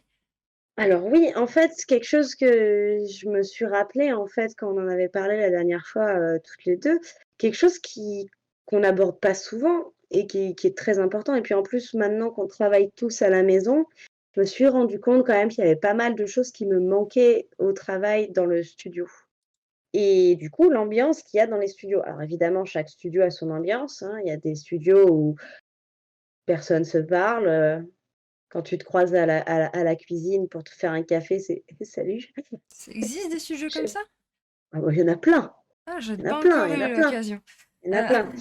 Heu, il y en a plein, c'est quand tu es dans un studio où les gens sont ultra cool et que tu arrives très facilement à te faire des amis, c'est super sympa parce que tu peux partager ta table le midi avec pour manger et tout ça.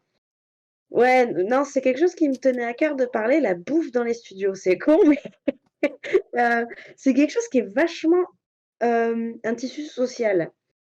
Parce que notamment, un truc que j'ai remarqué, à travailler de chez soi, on n'avait plus le mail le matin qui nous disait: «C'est l'anniversaire de Jackie, il a fait un gâteau au chocolat, venez vite vous servir, c'est au 4e étage, il y en aura plus dans 2 minutes» et tout le monde se rue sur le gâteau de Jackie, pour goûter son truc qui est pas forcément bon, mais ça fait un lien social et on est tous là, on se fait notre petit thé, on discute 5 minutes, voilà. C'est cool, et puis tout le monde s'en tape aussi. Parfois, tout le monde travaille et puis en mode, là, «Ton gâteau, il est cool, j'en prends une part, salut». Ça, c'est aussi des choses qui arrivent. Mais là, je parle de studios où les gens travaillent ensemble longtemps, sur des longs projets. Donc en série, c'est plutôt comme ça. En pub, quand j'étais freelance, hem, Là, je suis freelance à la maison. Donc, en fait, les gens à qui je parle, je les connais pas, les gars. Je les ai jamais rencontrés. Je les vois que sur les chats, les meetings, tous les jours, mais c'est tout, quoi. Et ouais, non, en fait, la vie d'un travailleur là, je vais parler de ma vie en tant que travailleur dans un milieu urbain tel que Londres, mais dans des studios moyens. J'ai fait des tout petits studios, j'ai fait des très gros studios. J'ai été travailler à Hardman en lighting, où tu avais plein d'étages, où tu avais 2 hangars différents. C'était trop stylé, c'est trop c'est le côté, corporation, mais dans le bon sens du terme, pas un truc dégueu à la Disney, enfin, après je dis ça, dégueu à la Disney, j'y ai jamais bossé donc c'est pas de la jalousie. En vrai, c'est vraiment pas de la jalousie. J'ai des potes où ils ont bossé là-bas, ça avait l'air très cool. Moi, ça m'intéresse pas trop les grosses boîtes en vrai. Hardman pourtant a été, je crois, la meilleure expérience que j'ai eue. Hem, D'être traité, pas que comme un simple artiste. Tu es traité comme un humain. C'est-à-dire qu'il est 14h, si tu as fini ton taf, mais casse-toi, va te balader, fais ta vie, on s'en fout. Ah! Heu, Waouh! pas d'heures sup, interdit de faire des heures sup. Hem, Si tu as un souci, il y a pas de problème, on se débrouille. Franchement, c'était trop cool, quoi. Pour ça, c'était vraiment trop cool. Tous les après-midi, pareil, il y avait, des goûters, puis à Amman, il y avait un truc qui était génial, il y avait une cantine. Il y avait une cantine! Donc c'est-à-dire que le midi, préoccupé pas de la bouffe, il y avait Jacqueline qui t'avait préparé ton petit repas, tu lâchais 3 balles et tu mangeais avec tous les copains à la cafette et c'était trop cool. Franchement, c'était trop, trop cool parce que, bah, là, du coup, il y avait le tissu social. C'est pas comme dans d'autres boîtes où le midi, tu sors et si tu vas sortir toujours avec les mêmes personnes. Tu vas à 3 chercher ton kebab dégueu, que tu vas payer 15 balles. J'exagère beaucoup, hein, évidemment que non, Oh, mais ça tu vas dépend. oui, ça dépend, mais 15 balles le kebab, Évitez putain! les kebabs à Londres d'ailleurs. Oh, il y en a des très, très bons. Oui, il faut Il y en connaître a les des bonnes très, très, très adresses, bons. hein. En général, tu les connais pas. En général, ils sont très, très bons parce qu'il est 5h du matin et que tu es au vert bourré et que tu as gros faim et pardon, mais tu en as des très, très, très bons. Hem, non et tout ça pour dire qu'en fait, il y a vraiment ce tissu social qui me manque un peu, de plus avoir. Après, il y a des choses qui me manqueraient pas, genre notamment tout ce qui est transport, hein. Le fait d'avoir plus 1 heure le matin et 1 heure le soir de transport, voire 1 heure et demie et ne plus payer 150 balles par mois, de transport, ça me manque pas ça. Je crois que ça manque à personne d'ailleurs. Ça me manque pas, hein. Par contre, il est vrai que, le vendredi soir, il y a quelque chose qui est traditionnel, et je pense que c'est en France pareil, j'imagine, hein.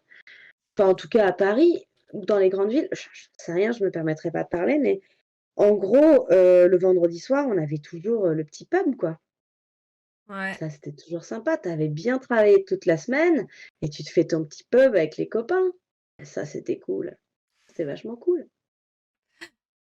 Puis tu as des événements aussi, tu as la soirée de Noël où alors la boîte, ils ont lâché 20 balles pour faire une énorme soirée et là, tu vas te mettre tu as open bar. Wouh!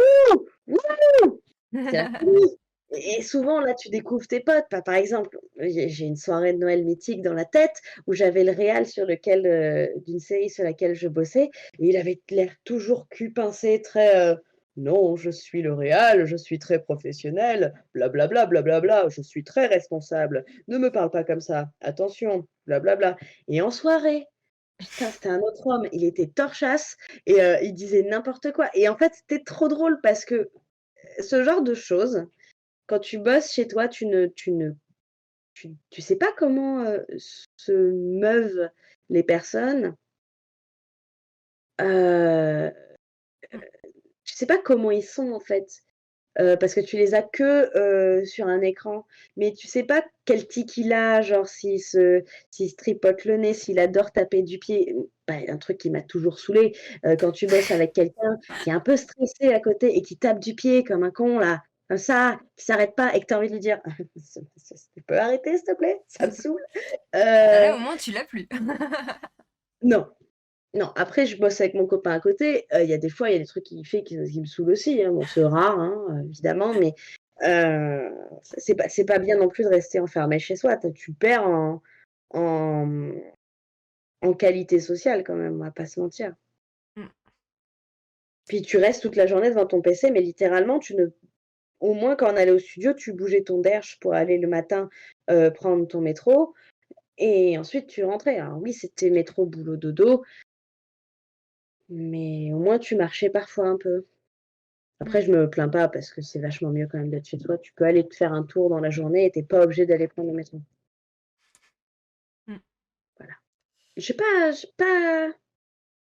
grand chose à dire de plus que ça, à part s'il y a des questions particulières sur les studios, Mmh. Oui, c'est ce que j'allais, demander dans le chat. Si vous avez des questions éventuelles sur, le lighting, le compositing ou un sujet qu'on aurait abordé ou qu'on n'aurait pas abordé justement, que vous aimeriez connaître, et ben, n'hésitez pas à le dire, maintenant dans le chat.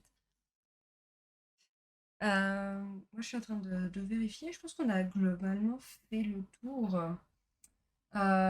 Tu. je crois, oui. Est-ce que nous avons été clairs? Ah ça, je sais pas. J'ai essayé, mais je suis pas sûre. On peut parler des côtés négatifs aussi de parce que j'ai encensé mon travail, mais il y a plein de côtés négatifs, dans le travail dans lequel on est.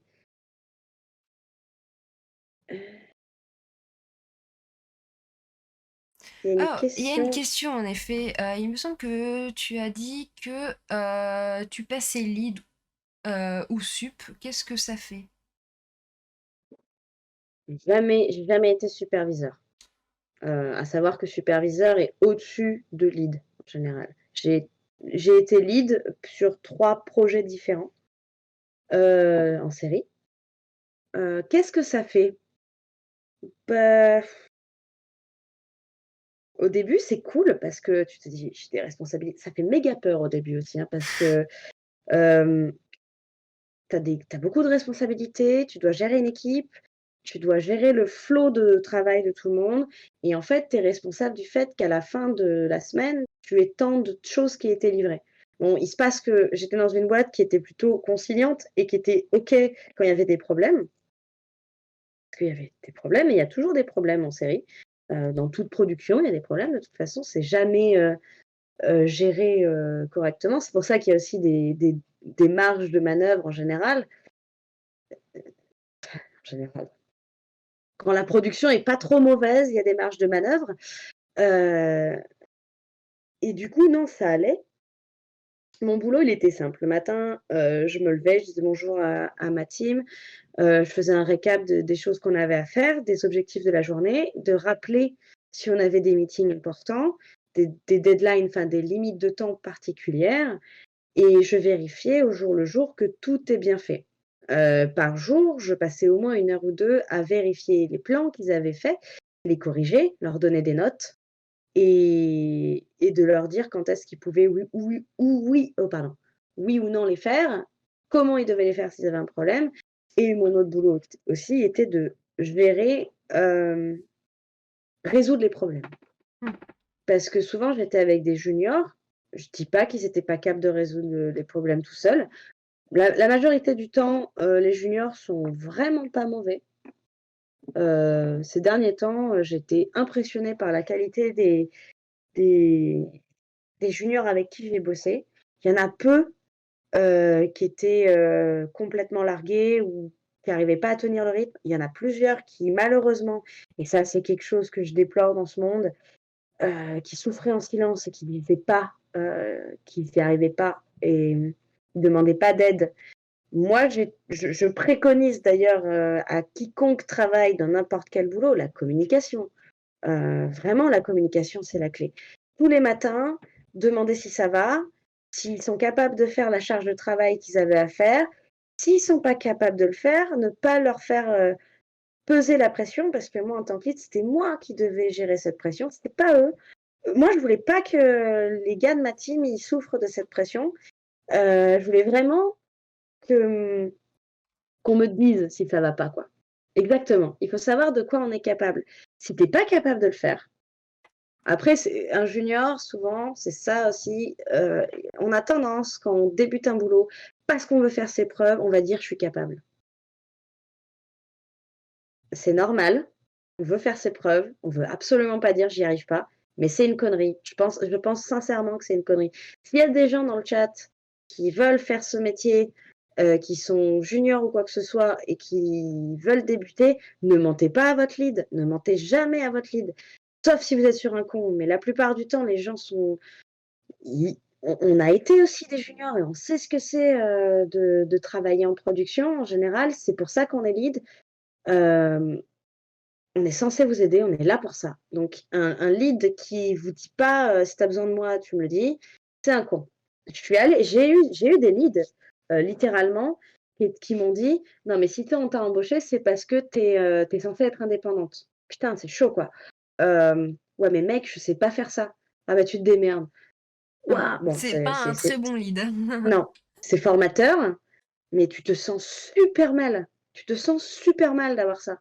Mmh. Faut pas, quoi. Franchement, et du coup, qu'est-ce que ça fait quand je suis arrivée lead? J'avais la pression d'être, un bon lead et pas être, ce genre de personne oppressive qui a ce côté, égocentrique de ouf. Parce qu'on va pas se mentir, être lead, c'est une fierté. Putain, tu c'est trop cool. C'est super. Moi, il y avait des moments, je me la pétais grave. J'étais en mode: «Je suis lead, je suis lead, je suis lead». C'est bien, mais faut pas oublier que les mecs, ils ont pas à souffrir de ton ego, quoi. Et Mmh. ça malheureusement, Dans le chat, on fait remarquer, effectivement, c'est pas du tout formateur, en fait, c'est juste destructeur d'avoir des leads, comment dire, tout à fait. comme ça, qui viennent par-dessus toi et qui en gros, te disent que t'es une merde. C'est pas très c'est même pas Bah, ça enfin, c'est me ni formateur ni bénéfique pour la c'est boîte, au final. destructeur, c'est destructeur. Ah oui, c'est absolument c'est stupide, c'est stupide. Personnellement, moi, j'en ai eu un qui m'a menée au burn-out, et comme je disais tout à l'heure, c'est pour ça que j'avais fait des miniatures, qui j'avais plus du tout confiance en moi et j'avais qu'une envie, c'est de tout arrêter et d'aller planter des carottes, quoi. Enfin, vraiment, c'était chaud. C'était Ouais. c'était vraiment chaud. Plus tu gagnais pas bien ta vie, tu étais dans une ville de merde, enfin une ville de merde, non, Londres est une ville formidable, mais enfin quand tu as pas de thunes, et que tu te fais écraser, vraiment c'était un rouleau compresseur le truc, on avait des sommes de travail à faire et je me refusais de faire des heures sup et c'était ultra mal vu. On me l'a mis dans la gueule, mais un paquet de fois. Il y avait des gars, ils restaient jusqu'à 23:00. Mais pourquoi faire? Pourquoi tu fais ça? Si faire des heures sup, attention qu'on s'entende bien. Quand j'étais lead, j'en ai fait des heures sup parce que j'avais des responsabilités, j'avais des délais à tenir et tout ça. Mais quand tu es junior ou que tu es artiste normal et que les gars, ils te demandent une tâche et qu'ils sont pas foutus de prévoir que ça va durer longtemps, c'est pas ta faute, c'est la faute de la production. Et ça, c'est quelque chose que je déplore tout le temps et qui commence à changer et ça fait plaisir. Les heures supplémentaires, elles sont pas payées à Londres et et c'est acquis dans beaucoup de têtes de producteurs que tu vas en faire. Donc pour eux, en fait, ils te disent: «Ouais, tu travailles 8 heures par jour, est-ce que tu peux me faire cette tâche en 3 jours?» alors qu'en fait, il faut une semaine pour le faire et ils te disent: «Bah, tu as 3 jours pour le faire» et toi, au final, tu vas faire sur 3 jours, tu vas travailler, tes 30 ou 45 heures que, à Londres, on est à 40. J'étais à 40 heures moi, En 42 heures à moyenne, une c'est époque. 40 heures. Il y a pas Ouais, moins c'est que 40 40 heures. heures. Ouais, c'est 40 heures. Mais c'est pas 35, c'est 40 heures. Ah non, c'est pas vrai, à Hardman, j'étais à 35 heures. Mais je vais aller à Ant-Man, moi. C'est de la b c'est je te dis, c'était de la bombe, c'est de la bombe et une fois, j'ai fait des heures sup, on m'a grondée et on m'a dit: «Va falloir qu'on te les paye». Et j'étais là genre: «Bah non, je vais pas travailler demain matin, c'est pas grave, parce Mmh. que je suis arrangeante». J'aurais dû dire: «Oui, payez-les-moi». D'ailleurs, Non! les heures sup, tu parlais, de ça, des gens qui restent, jusqu'à, 23:00 et c'est Mmh mh. très, très mal pour, les gens de enfin, comme nous qui justement ne voulons pas faire d'heures sup, Parce que du coup, ça nous fait passer pour des branleurs, alors que techniquement, on a fait notre part de boulot et que du coup, bah, on se sent obligé limite de rester plus longtemps parce qu'il y en a qui vont rester méga trop longtemps et que je sais que c'est à cause de ça, ben, c'est pour ça qu'on a J'ai tendance à faire des heures sup. j'ai remarqué une différence assez fondamentale entre le monde de l'animation et le monde des effets spéciaux, des VFX. Là, on est sur Parlons VFX. Heu, Moi, j'ai pas fait beaucoup de VFX, soyons honnêtes. J'ai beaucoup plus travaillé dans l'animation. Je viens d'une école d'animation. Je sais faire un peu des VFX, mais c'est pas du tout, mon Ben, les travail, VFX, c'est les visual effets spéciaux. les effets visuels, ouais. L'animation, ça fait partie de cette partie-là. Donc techniquement, t'es en plein dedans. Quand je dis animation, attention, je parle pas, quand je dis VFX, je parle de live action où on va mettre des effets Hmm, spéciaux dessus. je vois. Genre un Marvel, un Harry Potter, tout ça. Quand je parle d'animation, je parle de full CG, de full 3D, où on est que sur de la 3D totale. Donc oui, c'est aussi des effets spéciaux, mais c'est pas, moi je fais pas de visual effect. Je fais absolument pas de fluide ou de feu ou de c'est en ça que je veux dire, il y a quand même une légère différence. Enfin, Hmm. en tout cas, je me permettrais de faire cette légère différence, si qu'on soit pas d'accord, pas de problème, mais c'est comme ça que je l'ai appris en tout cas et et en fait, ce que je voulais dire dans les boîtes qui font beaucoup plus de la full 3D, qui sont beaucoup plus côté animation, il y a moins ce problème-là. Les gens sont plutôt: «Il est 18h30, tu te casses, on va Hmm. pas te» c'est plutôt, «Bah alors, il est 20h, tu es encore là?» Ça arrivera souvent et puis tu es là C- genre: «Ouais, je suis dans la merde, C'est faut que j'y arrive, surtout faut que je finisse ce truc». en publicité qu'il y a ce En système publicité En publicité et en effets spéciaux, dans certaines boîtes, ils avaient zéro scrupule, les mecs, à te dire, heu: «On a dit au client que c'est dans une semaine qu'on rend le truc», alors qu'en fait, tu aurais dû dire au client que c'est dans un mois et pas dans une semaine et tout le monde va bosser comme des cons jusqu'à, parfois 2h du matin. Parce qu'ils savent pas gérer une prod ou alors pour avoir un projet, pour que le client leur dise oui, à telle ou telle boîte, ils donnent des trucs irréalisables, des dates irréalisables pour genre que les un clients mois pour faire une pub qui en exactement prendrait trois. et ça, c'est quelque chose de c'est alors ch ça le fait moins maintenant parce que comme ça s'est développé, qu'il y a beaucoup de clients qui connaissent les temps de travail maintenant, mais une nouvelle boîte Ça qui vient arrive s'ouvrir malheureusement encore. ah J'ai bah des oui, anecdotes que je ne parlerai pas ici, oui, moi aussi. de il y a moins de deux Moi mois. aussi. Hein. Oui, j'ai des anecdotes aussi, en pub, où des boîtes qui viennent de s'ouvrir il y a moins de 3 ans et qui sont obligées de faire leurs preuves. Heu, Souvent, c'est un truc qui est assez récurrent, heu, des choses irréalisables pour, essayer d'avoir le client et d'avoir le contrat. Parce que plus ils ont de contrats, bah, plus ils ont de thunes qui arrivent. Ils vont faire leur showreel, du coup, en faisant le plus de projets possible. Donc ils engagent à bloc des gens, dont des juniors qui sous-payent, parce qu'ils n'ont pas l'argent vu qu'ils viennent de débuter.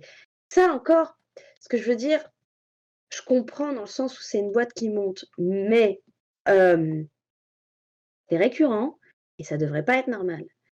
Une boîte qui a déjà fait ses preuves, qui a déjà 10-12 ans de projet dans les pattes, elle va beaucoup plus être, payée mieux en général et il y aura pas trop d'heures sup.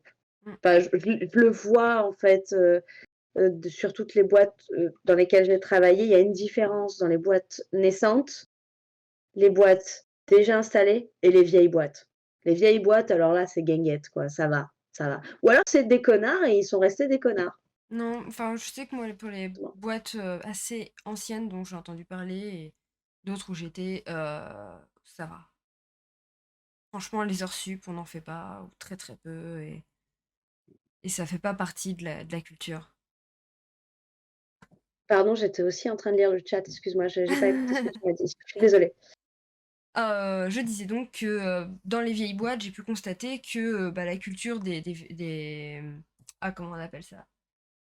Des heures sup et compagnie, elle était de moins en moins là, en tout cas, même si elle l'a été pendant les débuts, justement, elle l'est plus maintenant. Ils en ont tout à C'est fait aussi conscience et l'expérience. c'est ça.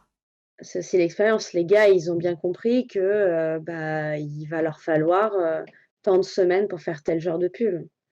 Donc peut-être qu'ils vont, pour certains clients, un petit peu essayer de rabaisser le truc, mais tu vois, par exemple, là, dans la boîte dans laquelle je travaille, il est arrivé sur les 2 derniers projets sur lesquels j'ai bossé, de me demander de bosser le week-end.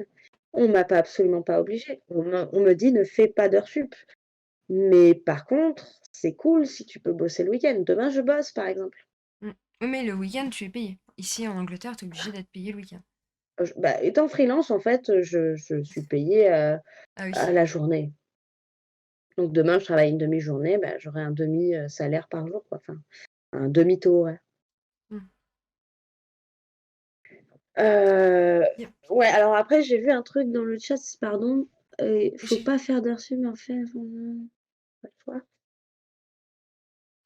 j'ai pas vu de questions passer. J'ai vu que apparemment à Supamon on engueulerait si on fait des heures sup, donc ça c'est Mais parfait. c'est bien, c'est bien, Euh, mais c'est normal, en fait. Dans le sens, si tu fais un peu de rab, c'est pas grave, mais bah, tu vas pas faire payer un mec, parce que tu as fait une demi heure de plus, mais oui. on n'est pas des crevards. Mais juste, il y a un moment donné, faut pas que ça devienne une habitude. C'est ça, en fait, que je déplore et que quasiment tous les artistes dans notre domaine déplorent tout le temps parce que c'est une marotte. Les producteurs, veulent, enfin, le truc, c'est que c'est ça, si tu t'engages à un client sans demander aux artistes comment on fait les trucs, sans savoir, tu leur dis: «Ça va prendre 3 jours». Une fois, j'ai une pote à moi qui est rigueuse, elle m'a raconté dans une toute petite boîte qui débutait, ils lui ont dit: «Combien de temps tu mettrais pour faire, ce rig?» Et c'était un rig de serpent. Elle était junior, elle a dit: «Il me faut au moins une semaine». Un rig de serpent, c'est pas facile, il me semble.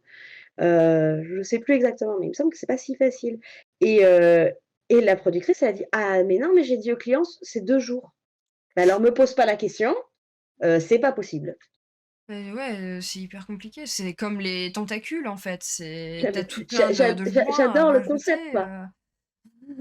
J'adore le concept. Tu me demandes combien de temps tu mettrais. «Ah bah pardon, j'ai dit au client que ça mettrait 2 jours, donc tu te démerdes, tu as 2 jours». Bah non en fait, tu non.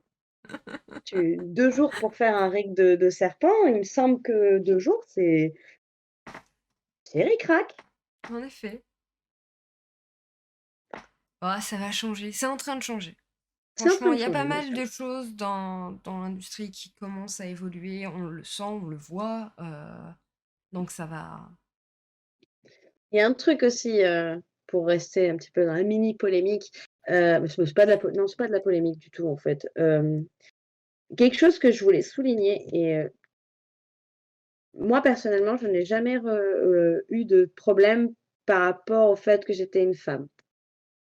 Ça, c'est un point positif, que je voulais souligner. Mm. Pas toutes les nanas que je connais, toutes mes copines, qui font le même boulot que moi auront la même expérience. Mais il est vrai que pour moi, j'ai jamais eu de soucis. J'ai pas eu l'impression d'avoir un salaire moins élevé que d'autres.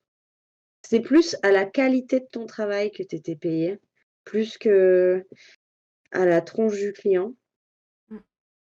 J'ai plus souvent ça. Mais je voulais souligner, mais après, c'est mon expérience, c'est pas celle de tout le monde, quoi. Yep.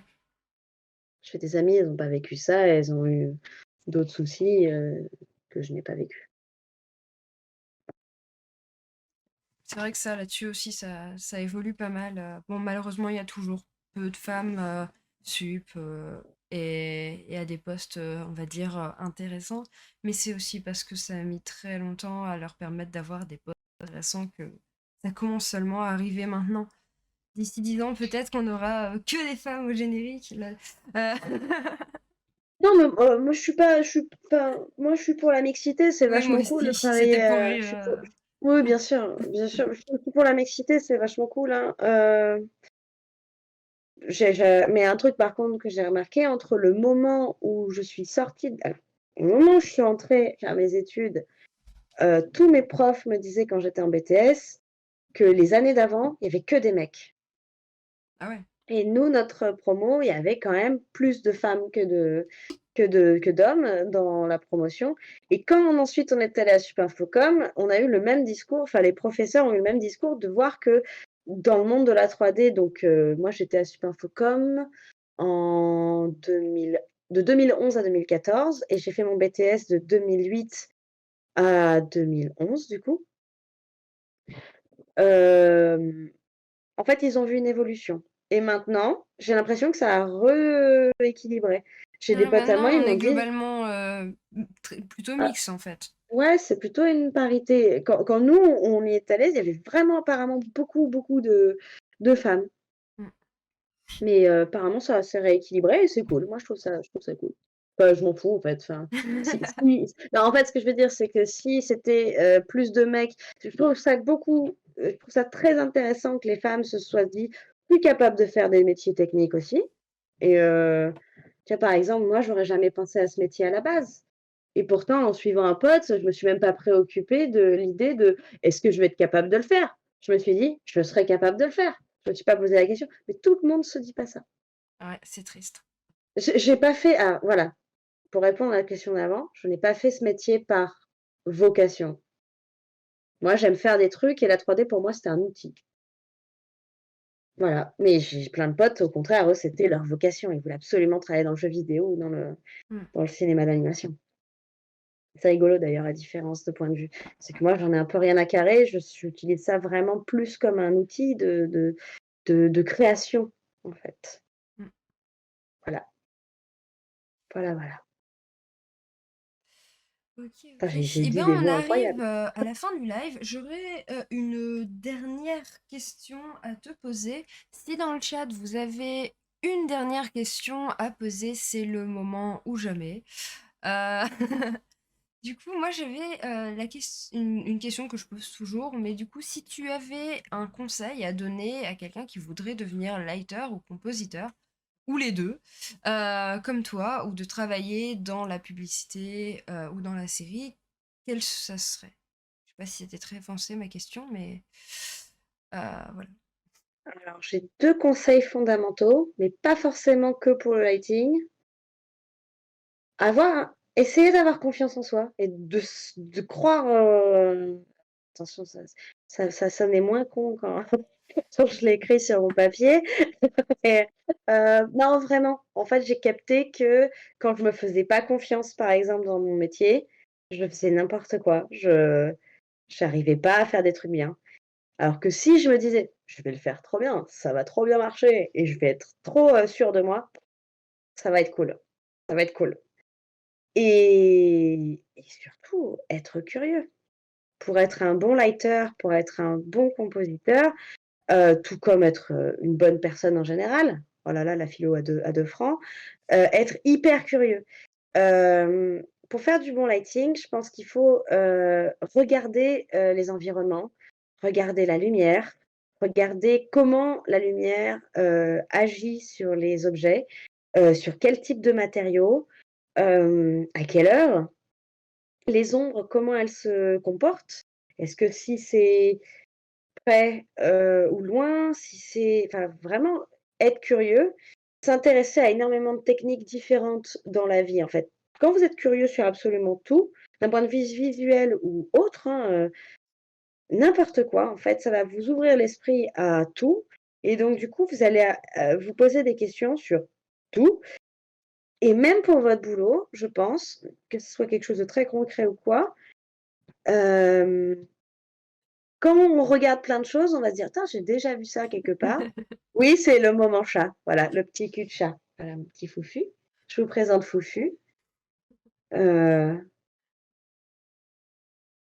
embêteur en chef, pendant les meetings. Voilà, voilà. Elle vient vous dire un petit coucou. Comme ça répond à la question chat ou chien, bah chat.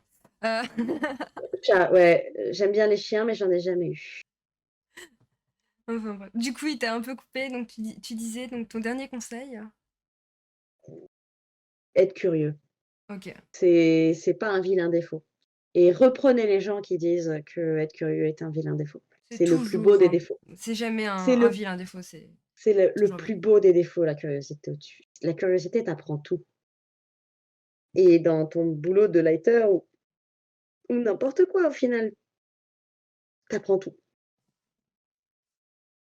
Mm. On a C'était la une philosophie à 2 francs. On a une dernière question. Alors, est-ce qu'il y a beaucoup de in-house tools dans le département lighting? Ah, c'est une bonne question. Heu, Ça dépend des productions, encore une fois. Est-ce qu'on est sur de la production de série ou là, en l'occurrence, comme j'avais dit bien plus tôt, on a des technical directors qui, eux, s'occupent de préparer des tools avec le pipeline. Le pipeline, pour rappel, c'est ceux qui, en gros, préparent comment on va faire les choses, comment ça marche, comment on utilise les logiciels. Oui, mon chat. Hem, heu, Ça dépend vraiment de la production. J'ai l'impression, en tant que lighter-compositeur, que j'ai plus eu de tools dans le département compositing qu'en lighting. En lighting, on va avoir des tools, peut-être que c'est parce que je suis trop habituée. Si, on en a quand même, hein. Hem, Selon la production, on a des trucs pour les yeux, pour, les setups de lumière qui va se refléter dans les yeux. On peut avoir des setups, des boutons qui nous préparent toutes les passes. Si, quand même, on a pas mal de choses. Si, si, ouais, je dis n'importe quoi. Ça dépend de la production, certes, mais oui, oui, on a quand même pas mal de choses. C'est très automatisé, ce qui fait que parfois le lighting est un métier très chiant parce que tu as l'impression de faire du clic-bouton. Il faut être artistique quand même. Il faut savoir l'utiliser, Bien sûr, les boutons. bien sûr, mais en série, quand tu as 10 shots à faire par jour et que tu as que 8 heures, bah, tu fais le calcul de combien de temps tu peux mettre par plan. Allez, file-toi, ça suffit. Enfin bref. Du coup, bah, s'il n'y a plus d'autres questions, moi de mon côté, j'ai fait le tour. Ouais. Ça fut très intéressant de discuter comme ça avec toi. Moi, j'ai appris plein de trucs. Bah, moi, je te remercie de m'avoir Euh, invitée, c'est très sympa et merci pour la question dans le chat, hein. et du coup, bah, on va arrêter là. Et merci beaucoup au chat d'avoir posé toutes ces questions et d'avoir été présent. Et puis merci à toi, Caro, d'avoir accepté de venir dans ce Parlons Bah, de VFX. rien, c'était très cool.